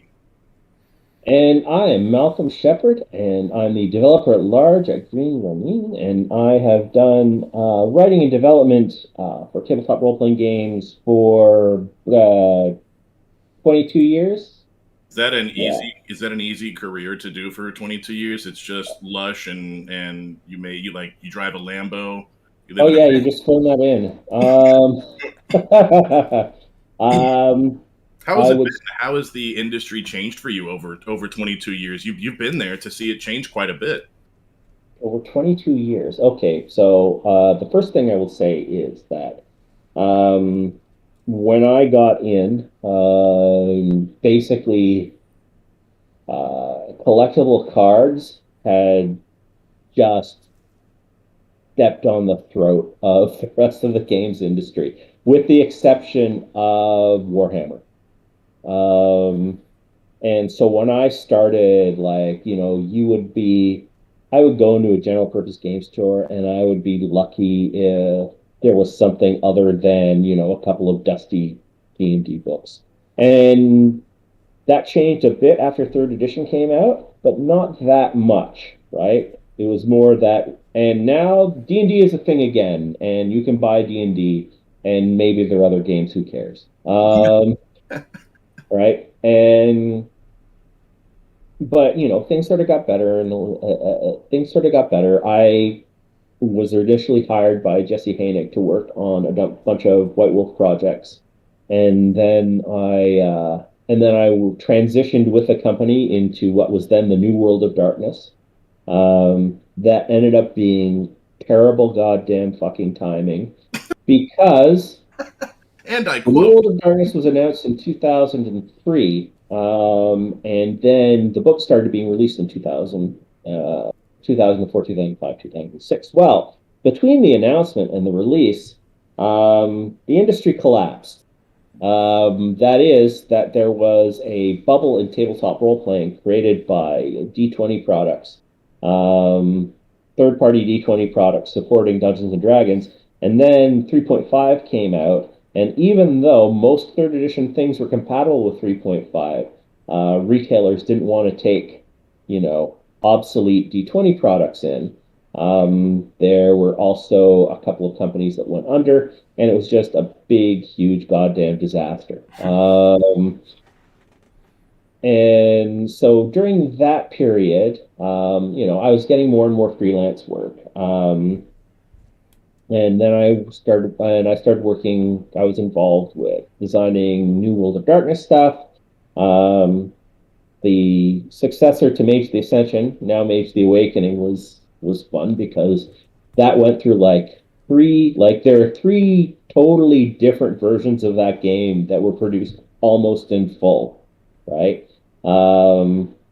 As the creative forces moved back and forth. And White Wolf was pushing really hard to turn their stuff into a big multimedia property, and it was designed from the ground up for that. Except, of course, that the stuff they actually released, they released after the bubble burst. And despite the fact that initial sales were extremely good, right? There were problems sustaining it because there were problems with people getting into games at all. And then, they had always wanted to do more games, more electronic games. And then what happened is they essentially got acquired by CCP. And then through that period, it was hard for me to get work. I did work for a couple of other companies in that time, like some small D20 outfits. And I did a book for Shadowrun. That was my one and only book for Shadowrun. Nice. And that was, I didn't do other ones because at the time there was a situation that it would be prudent for me not to describe, but you can look up that situation with Catalyst Game Labs on the internet. I see We Jahan is did, already. however, involve them at one point, sending me a letter saying, "We can't tell if we owe you any money. Tell us if we owe you money and we'll send you some." But fortunately, I had already been paid at the time, and I tried to be honest, so I was fine. Uh, and yeah, so from that point forward, really, like I had also been working in nonprofit, doing adult education and community education, and working with adults, usually in crisis, or coming out of crisis, and who are trying to pick up new skills. And so that was the focus of my career, really. And games were sort of also there. And then, well, then nonprofit dried up where um, and so I started to look at games a little more seriously, as my was not just half of my career, but my career, because I think I had at one point really been thinking, it's time to grow up and get into NPOs as my real job. But fortunately, that was not to be. God. Then there was one point, I think at one point, like where all of my income came from tabletop. I think there was one year where like my income was like $6,000 Canadian. Yeah, the starving artist drive in the tabletop industry is real. Yeah, And if you are a creator, it's a great time to be a creator, but know that the starving artist drive is real. Your first book, I don't think, is going to be your multi-million dollar retire on it book. I think you're going to have to write a whole lot if you want to be a tabletop game designer, creator, writer. It's not like being a movie star, is it? yeah. Yeah, I think there's a big discussion about this right now because Paizo recently unionized, which is super cool. Very cool. But there's always a thing where, people could stand to be paid better. Absolutely. Certainly. Definitely. Sometimes the examples we get are not realistic in that someone will say they made this enormous rate, and then you will learn that it came from a big Kickstarter hit, right? And certainly very few companies can go, we'll make six digits out of this Kickstarter, and that's our business plan, and we can project for that. It doesn't happen to everybody. So that's part of it. And then sometimes it turns out that it's not very many words and it doesn't come that often, right? So if I make 20 cents a word, but it's 5,000 words and I don't see another 5,000 words for 3 months, then, it's not great for me, right? Yeah. So, instead, I think uh, there has to be this sort of there has to be a kind of global change where, well, I'm sorry to say it, the book prices go up. They need to go up, along with the compensation. The trouble in terms of getting that being a thing is, um, well, there are certain legal barriers that prevent businesses from doing this thing that is sometimes called colluding Right. to increase prices. Yeah, if everybody puts all their book prices up at once, then people get So, investigated for collusion. That's right. yeah, yeah. So, But there's absolutely something to be said about the price of a tabletop role playing game book when you split it between the 4 or 5 people who will be playing it.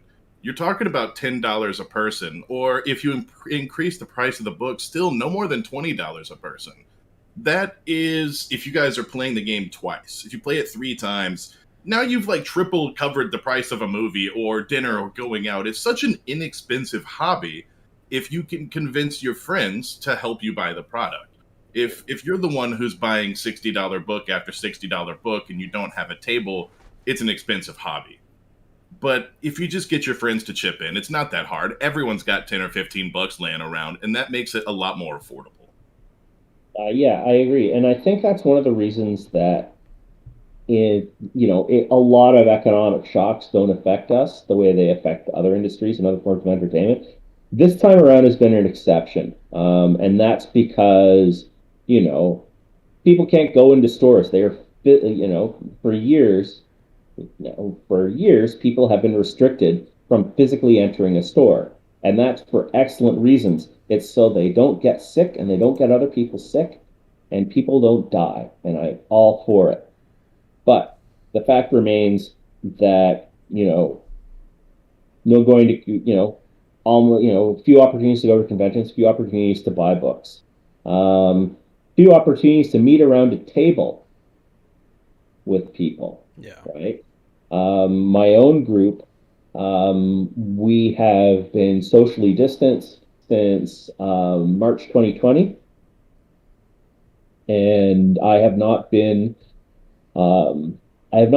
closer, except for one person who is in my COVID circle. In Ontario, we have this. You can have a group of people who kind of are together for that purpose, right? Bubble. Yeah, there's one of the people I game with is in my COVID circle. The other ones, I every once in a while I am within 6 feet of them. Right? So obviously that is has a huge negative effect on things.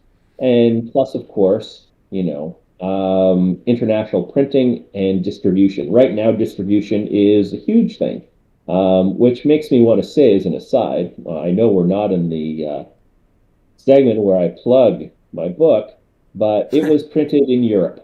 And part of the reason is so that it will arrive in a timely fashion.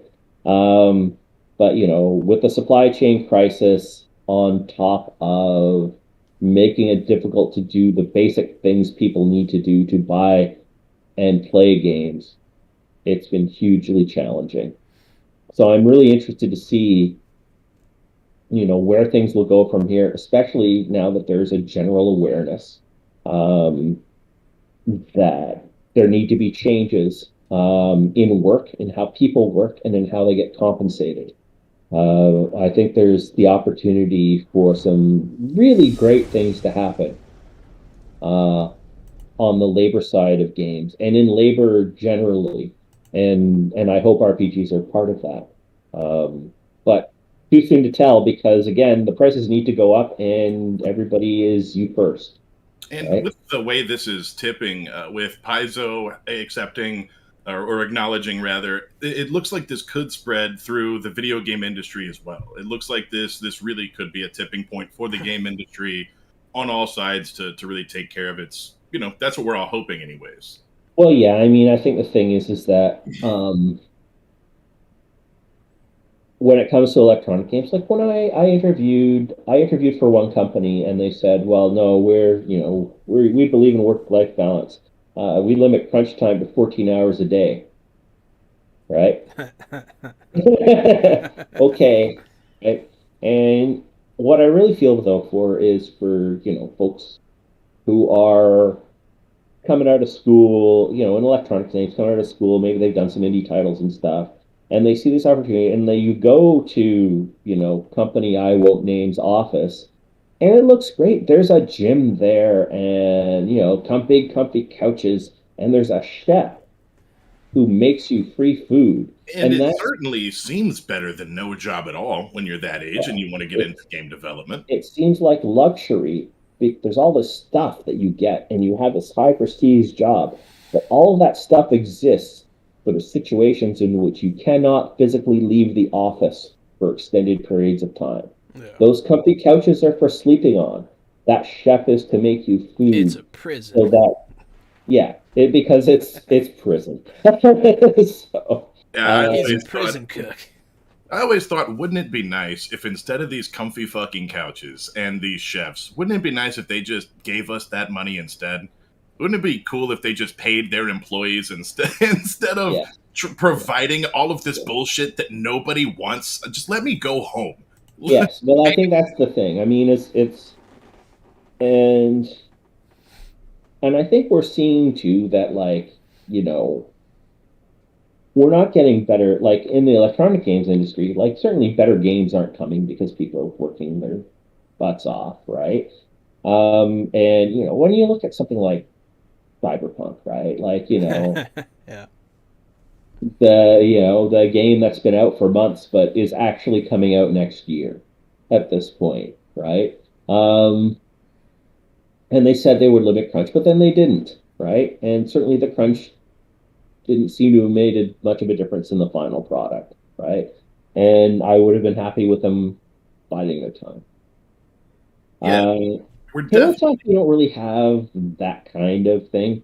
I saw a tweet the other day from someone who was told that they were pressured to finish their work earlier than their contract stipulated. Ooh. And that was quite a surprise for me. Like, certainly, one, companies don't do that, right?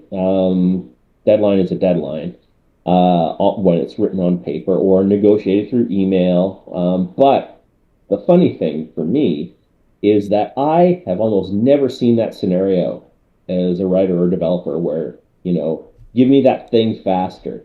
Generally, when I have handed in things earlier on time, it has been confusing to the person I've handed it into. What is this and why do I need to look at it? Well, I know it's a week early, but here's my portion of the book. Sometimes I've been asked to like send it to them again on the deadline so they don't lose it. Right now, send it next Thursday when I'm ready for it. Yeah, that's funny. I have gotten situations where like people have been thought they've asked me if the deadline was that day, or they've told me to wait because everybody else is gonna hand it on the next bumper weekday, right, on the Monday or the Friday, so you may as well do it then, right? But sometimes, because usually the problem is that it's hard for people to meet deadlines, and usually that is nowadays, honestly, because people have too much stuff going on, right? I'm wondering if that's good advice for a new creator is to set a deadline for yourself so that you don't keep pushing your own work back.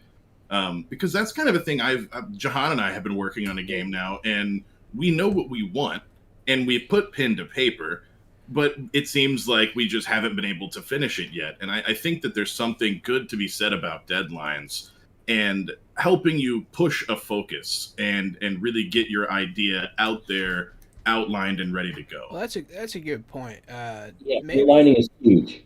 Maybe if we you could tell us about your process. Where do you start that kind of thing? Where do I start that kind of thing? Well, there is a game that I am doing some stuff for now. And basically, the first thing I do is I consume media related to what that thing is for two reasons. The first is to get ideas. The first is to specifically reject ideas that I think have been overused or common or would come off as imitative, right? So within the genre I'm working in, there's a lot of chosen one narratives, so I want to not deal with those. At Green Ronin, often they'll start with a pitch, right? And basically, you see if the people in charge like the pitch, and you see if the people you work with like the pitch, and if so, that means there's some potential, and maybe it'll go on the schedule. And when you're doing that pitch, is that a pitch for like a campaign adventure design, or is that just for a system design, or either or? For anything, everything. If I'm just doing something for myself, right, a pitch is still useful because you have to present the most accessible ideas. Now, some people believe in doing an elevator pitch and stuff like that, but I think that's too constraining, right? Like, and also, I don't feel like appealing to people who need things explained to them in a few short sentences or they're done, right? Like, have some fucking one sentence. Then I'm not fucking talking to you. Yeah, apply your fucking attention span. Like, like I don't have to do things that everybody will want.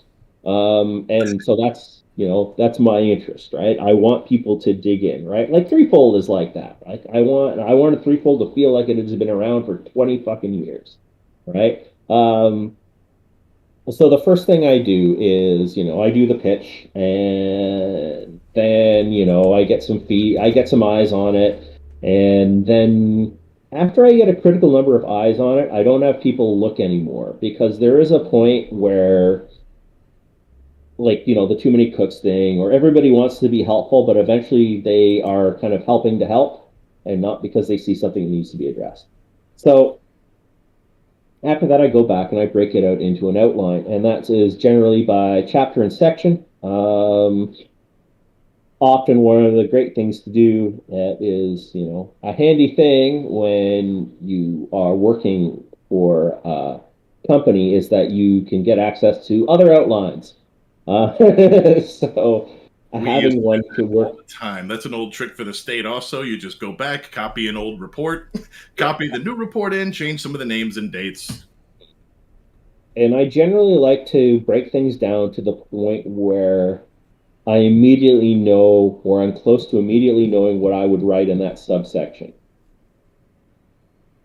Not everything, but like just thinking, oh, for the first bit, I'll do that. That is enough of an impulse for me to get going. Um, I generally will outline word count goal or targets by chapter. If I'm working with other writers, then yeah, it's going to break down by section. And if a section is particularly tricky, I will have a note for what I think the word count should be. Not because it'll be so hard to reach those words, I want to have a target, but often because I know that I will just go on and on unless I am told that I was promised to stop. And then once the writing on each chapter and each section is the tip of your tongue, then you pound out the goddamn words. And I cannot, this is the thing that is getting me with a lot of the discourse, is that writing at length is a skill that you need to develop. And that is writing good words quickly at a regular pace, right? There are some people out there who put things off and off. They like basically they learned the habit of putting things off until the last minute at in college or whatever, right? And then they're handed a 10,000 word assignment and they're fucking lost because yeah, it is possible to do 10,000 words in one day. I've done it. But it's not an everyday thing, right? It exhausts you, right? I think at one point I did nearly 20,000 words in 2 days, and I was fucking useless after that. Now there are some people who are like really, who can touch type, for example, who have a faster pace than me. Um, I generally schedule things for freelancers um, at a rate of 10,000 words a month, assuming. But 10,000 words a month isn't assuming that I'm the only thing they're working on. That's assuming that they have a life, right? And so, generally the first draft deadlines I will set are based on, who has the longest section, and it's a month for every 10,000 words with some wiggle room back and forth depending on the prevailing dates and holidays and things like that, right? Planning it for myself, I would probably maybe double that. However, that is still short of my actual rate. I typically write 2 to 3,000 words a day when I'm on. And 2,000 is probably a reasonable goal for anyone who wants to do this kind of work. Right? Now, those 2,000 words aren't necessarily going to take you 8 hours, right? But generally, they're all the decent words you have time for, right? Because certainly anybody can write garbage after that, right? Like I can, yesterday I did like 2,100 words over 3.5 hours, and then I talked about my anticipation for seeing Dune and a bunch of crap that I learned because science fiction was one of my concentrations in university. And then I bored people on Facebook with that for like 1,000 words or so. Because I had plenty of energy for that mental trash, Right. right? But for structured writing, I think 2,000 is a good work day. Um, right? And 500 an hour is not a bad pace, right? And that includes doing interstitial research. One of the things where we are so blessed to have the internet because it means that we don't have to not know things most of the time. Yes, Uh, you get to be very dumb when you have the internet because you don't have to retain information anymore. well, that's the thing. Gone is the day of having to go to a library to research it, to bring the book home, to read it, to figure it out, because now you can just control F on a page and find the thing you're looking for. Yes, but the blessing is if you do writing, then you immediately have to apply that knowledge, and then it becomes ingrained because it's like you're taking notes. Um, Yeah. like when I did the with Steve Kenston, we did an age adaptation of Trojan War, which was the old D20 book. We did a fantasy age adaptation of it. Just a short little thing. But one of the reasons it's a short little thing is because I don't have to explain the Trojan War in detail.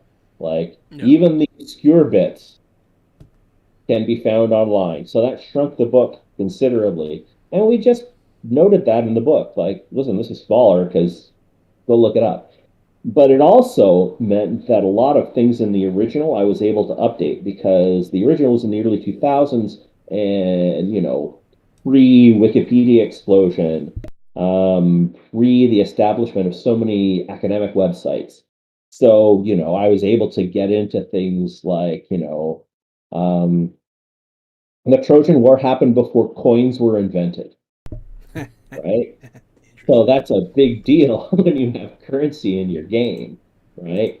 And also, there's a bit of discussion about, well, these are the archaeological artifacts that kind of suggest what people were wearing and what weapons they used at the time. However, and this is the great thing about something like, about being able to like, fall into a Wikipedia hole while you're writing well, yes, that's all true. The Achaeans wore lots of weird stuff. Like they wore like helmets with antennas and stuff like that, right? And actually, no, they're spears. I was thinking of their spears. They have this spearhead that looks like a crab claw. It's really funky. And this Michelin Man bronze armor. But here's the thing. Um, I'll I also noted that it is perfectly in keeping with tradition to just change it to whatever you think looks cool, because that's what people did with the actual Trojan War throughout history, and not just in like later Greek stuff. When during the time in the Middle Ages, the Iliad was actually kind of an obscure text, but people were aware of the Trojan War and stories around it. And they were particularly aware of these battles between Achilles and Heracles and the Amazons. And when they portrayed them in like 14th century armor, jousting, right? So you have Achilles jousting in steel armor, and that's how they showed it. And that's perfectly cool. And you can do it that way in your game. And it That, was that's, so cool to that was look that their up. Romeo Juliet to West Side Story back then. They just updated it for the crowd. Yeah, yeah. So fantastic, just fantastic. And it was so good to be able to find that and go like, yeah, it's super traditional to where, say that your character has, one of those Corinthian helms, right? Yeah, that's fine. That's totally in keeping the way the Trojan War works in Legend. You're keeping So the feel, and that's what's important. yeah. Malcolm, I hate to cut our time short, but I got to ask you one, maybe Jahan has a final question also, but I have one final question. Are there any games coming out, tabletop games or board games, that you're excited for, looking forward to playing? Oh my goodness. Any tabletop games that are coming out that I'm looking forward to playing? That's a good question, and I am not sure of the answer. Part of it is because there are so many games I want to catch up on that I have. There are so many games that I've always wanted to get back to. Like in my near future, I'm playing a bard in this fifth edition game, and that has me excited. I haven't played fifth edition in a while, and so I guess that's it for one. Um, but I also am really interested in looking back through some of the older games in my collection. One of the ones that I've always wanted to run again, and this is going to seem weird, is the first edition of the Palladium Fantasy role-playing game. It is this weird early 80s D&D variant artifact. It has a lot of things in it that are terrible. However, I find it extremely inspiring on a number of levels too,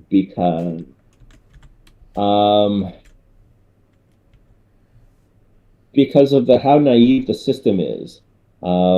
Like it uses like I don't know if you've ever experienced the Palladium system, right? But in the Palladium system, everything you do requires a die roll in combat. Nothing is abstracted. So if you dodge a blow, you roll to dodge each and every time, right?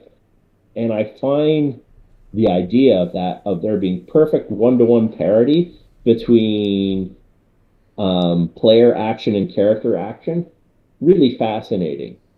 And I want to torture myself by playing this game that does not have great rules just to explore that one aspect of it.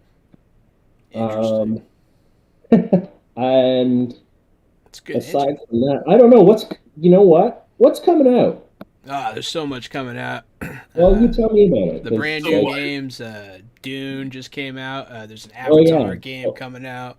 That's what I was gonna say. Oh, Avatar? Yeah. Avatar tabletop role playing game, The Last Airbender, has everybody pretty excited. And there is also Like literally 1,000 others. But let's see what else.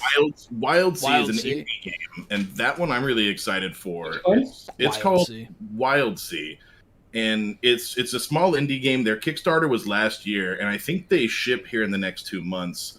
But the setting is like ironwood trees have just exploded up and taken over the entire planet of Earth like 2,000 years ago.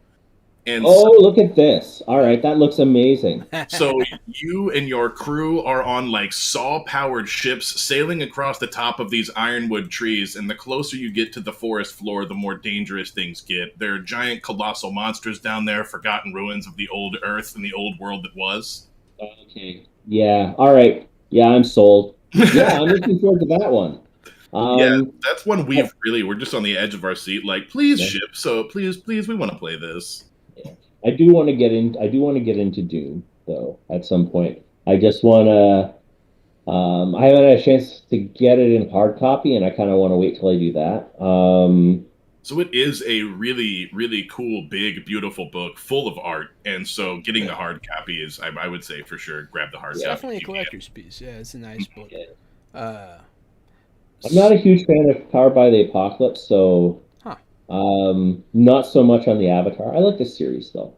Um, I'll tell you one funny thing about Powered by the Apocalypse though is that there are a lot of things I do like about it. And one of the things that I like is I often describe it as, Powered by the Apocalypse games run like the D&D episode of Community. Have you ever seen the D&D episode of Community? yes, Yes. very much so. Don't they run like the D&D episode of the Community where Abed just says, "Tell me what you're going to do," right? Mhm. And I'll figure out. Well, I mentioned this as an aside in this group, in this games group on Facebook, and someone said, "Well, what do you mean?" It's like, "What?" It's the thing where you engage with the fiction directly, and then that triggers the move. And they were like, there were these people. They were very vocal fans Powered by the Apocalypse games. Like, don't get me wrong; these are people who talked about their Dungeon World games and Apocalypse World games and their homebrews and everything. half of them had no idea what I was talking about, and it blew me away. And here I thought you were going to say that their realities were shattered when they realized it, but they just didn't understand the concept you were trying to explain. No, they just it wasn't. They just didn't. How could you not have that as the takeaway? The instructions are very explicit. What is the thing that makes it something other than, flip a coin? It's kind of what makes it what it is. I think I'm a huge fan of the Powered by the Apocalypse system, but right now I've literally only played one game. I played City of Mist, and I really, really enjoyed City of Mist. The Avatar game Johan and I took a look at, and I wasn't as stoked for that game as much as I had loved what City of Mist was.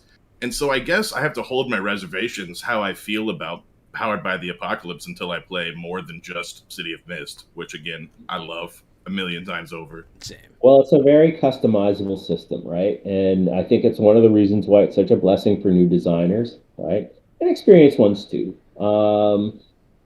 There's so many good bits of games, aren't there? Like, that's the thing that gets me. Like, I have to say, I'm not a huge fan of Fate, except I think aspects are completely genius, right? And here, Fate, we just talked about Fate on Sunday. We were on another podcast, and I told them that Fate for me was life-changing when I played it. I never wanted to play Dungeons and Dragons again.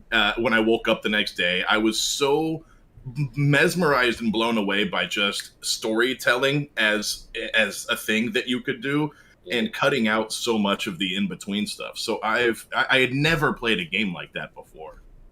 I'm a big fan of Gumshoe. And those are some games I'd love to play. Like that's definitely my, like, those are the games that I definitely, like, really want to get people into. Like, I went all in on Knights Black Agents. Oh, I love that game, right? Vampire Espionage.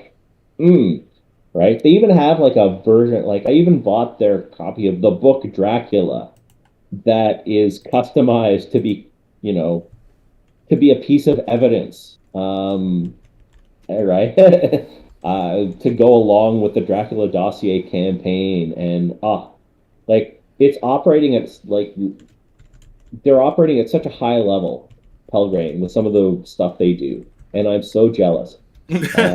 Earlier, I was talking about the Yellow King, and that has got to be, everything about it is fantastic. Even the presentation is 4 books that come in a box, and the box unfolds into 2 GM screens magnetically. It's got these 4 tiny, classy hardcovers, and it explores, basically. It uses the Yellow King from, the Chambers King in Yellow and stuff, but without the Cthulhu mythos. So it's only focused on that, and it relays this bizarre alternate history of a totalitarian America with these, like, corrupting alien technologies. Going through a strange and terrible world war, and then going through a revolution against the regime controlling America, through these 3 books. So it has this epic campaign arc, and then it takes you into the modern day, where that epic, that if you went through it straight, you just played, parts of it start to bleed into the real world. Interesting. Oh, it's amazing. And some of the things, like, it has a bunch of, like, ways you can kind of add prompts about the alienness, right? Like, for example, like, one of them is, like, at some point your characters may have questions about the suicide machines, right? Which is an element of the setting, right? And it goes through, like, well, this is a world in which there are suicide machines, and here are the social issues around suicide machines. But when you're talking about taking that one detail, right? This is that one detail. It's that one strange detail, and it completely throws you off the way Robin Wells presents it. And Gumshoe is a system that gets straight to the point for what it wants to do, too, right? It doesn't add more systems than it needs, and I love it. I just love it. very interesting. Yeah, I also it's not current. I got it a couple of years ago, but So okay, I'm writing so down all good. the games you keep mentioning. I'm looking at them as you're talking about. So yeah, I guess my last question before we go would be, what advice would you have for TTRPG fans in general, or people that want to develop? Oh, people who want to do game development, do a lot of writing for a lot of different people. I think one of my flaws is that I spent most of my time with one company. Go to conventions. That's something that slowed me down for a long time. Is I went to Gen Con in like 2003, and then I went to a bunch of, and I was a fixture at a local convention that wasn't really a game convention. Well, a game convention. Well, and I went to some small conventions, but you have to, I would say the life cycle for a game professional these days is one, self-publish, um, two, based on that self-publishing, um, you know, get your pitches in, while developing your stamina as a writer so that you can do the word counts required. I cannot emphasize how important it is to be able to write at length with quality.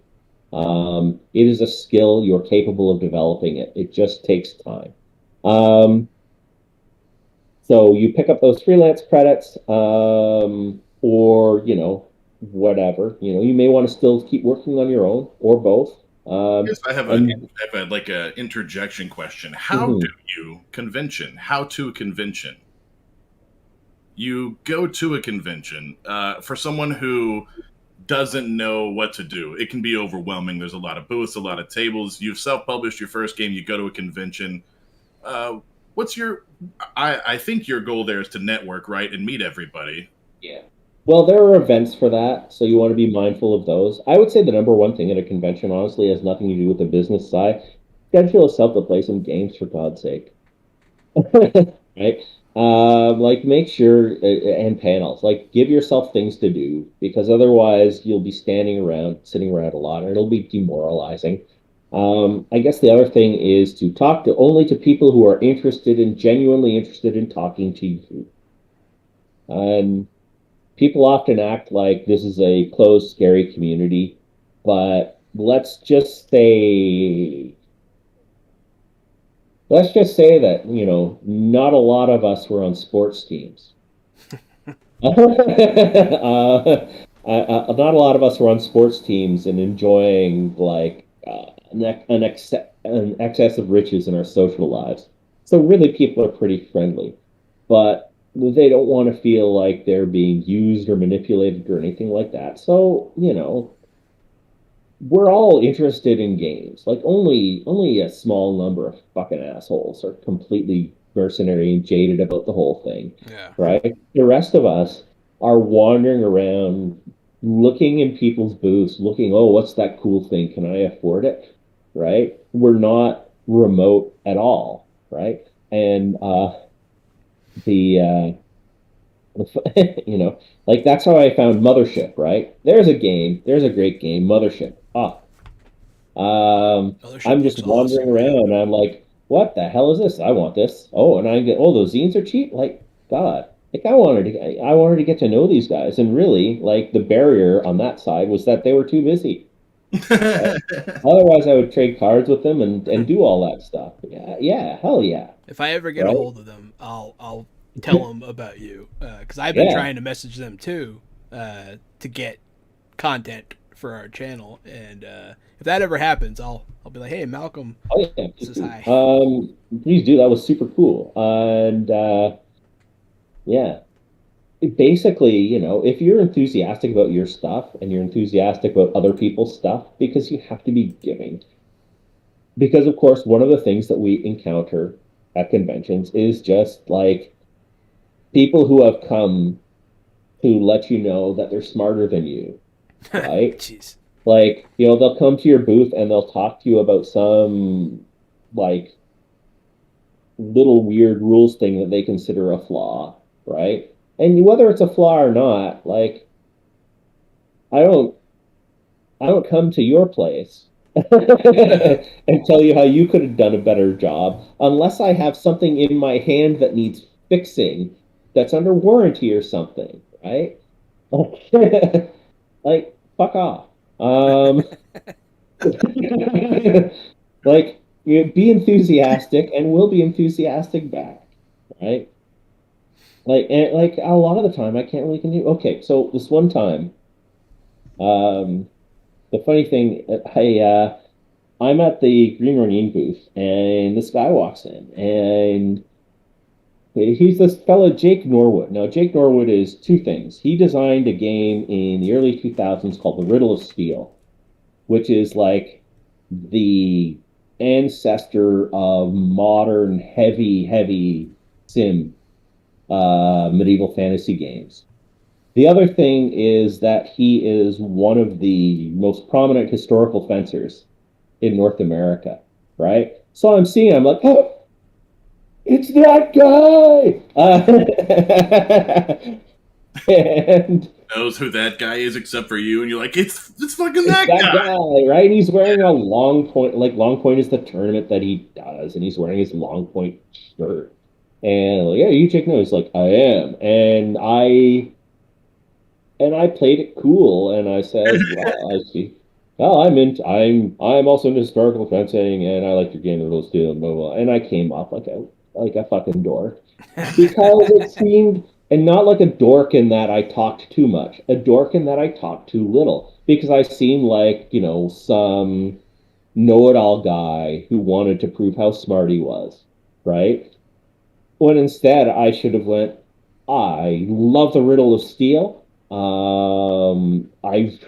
know games aren't your thing now, but I sure as hell wonder what the hell you would do nowadays if you had it. It's so much fun to look through it. Thanks for making that, right? That's the thing to do.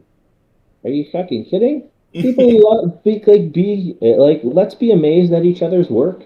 Um, and Can don't be extrapolate afraid to talk about your own stuff in the same tone, like know when to quit, right? Wait for the response, but go and meet people, be enthusiastic about your stuff, be enthusiastic about their stuff, and find things in common to talk about from that point forward.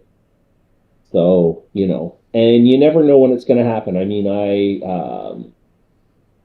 I ran into this fellow James Wallace because he didn't have any American money, so I got him a cab in, right? And we had a great conversation, right? James Wallace ran Hogshead Games. They had Warhammer Fantasy for a long time, and now he does games consultancy. So I met him that way, right? Just that way, just by being happy to meet someone, right? And of course there are going to be people who are jackasses, and well, you're better off not working with them. Yeah. Like maybe give them another chance, maybe give them two chances, because generally you never know when you meet someone on their off day, right? One has a bad day, that's right. Yeah. Everyone's all on their journey through life, and they're all at different points, so you might have met them on a jackass day. Yeah, you know what I found as I have gotten older, I've come to realize that through most of my life, I vastly underestimated how much physical things affected my mood, right? I like how things like, oh, you're acting like this because you're hungry, right? I did not have the basic fucking self-awareness to comprehend hangriness until my 40s. So don't be like that. Take care of yourself. First things we worked on, and we were talking earlier about therapy, it's one of the first things we worked on was I did not have the self-awareness of my emotions. And so it was something so simple as the therapist saying, figure out what emotion you're feeling by trying to rate it 1 through 10. Oh, yeah. So whenever I was feeling a way, it was like, what way are you feeling? Rate it 1 through 10. And I was like, well, I know that I'm feeling a 7, but what the fuck 7 am I feeling? And so that way I started to become more aware of what my human emotions were. Oh yeah. My thing was always like, no, I don't want to state how I feel simply. I want to go through an elaborate rationalization how, having these extremely not good ways of acting just makes sense because I've devised a perfect argument for it. And I'm going to bore you with this argument, therapist. And Yeah, I am sad, but I don't see how that enters into it.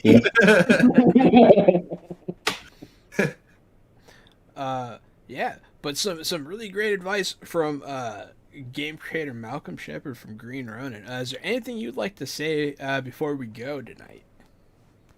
I have had a fantastic time this evening, so thank you very much for having me. I Always a hope we can pleasure. do this or something again, or game or something soon. Definitely. Um, and let me know what conventions you go to once that becomes a thing, if that's a thing you're doing. And I guess I want people to just be open to the fact that they can have fun and that it's meaningful for them to do it, because it is the most rewarding thing, not just in games, but anything you to know that like something you said or done has brought joy to someone without you having to be there and make it happen. And it makes you feel better about yourself, and it makes you feel like you don't have to keep reaching or proving when people are on their own doing their thing and they're having fun. And thank you for demonstrating that with the games you play and for talking to me. It's meaningful. Thank you. Yeah, no, always a pleasure having you. Thank you everyone for watching. We've been fresh out the box. Have a great night.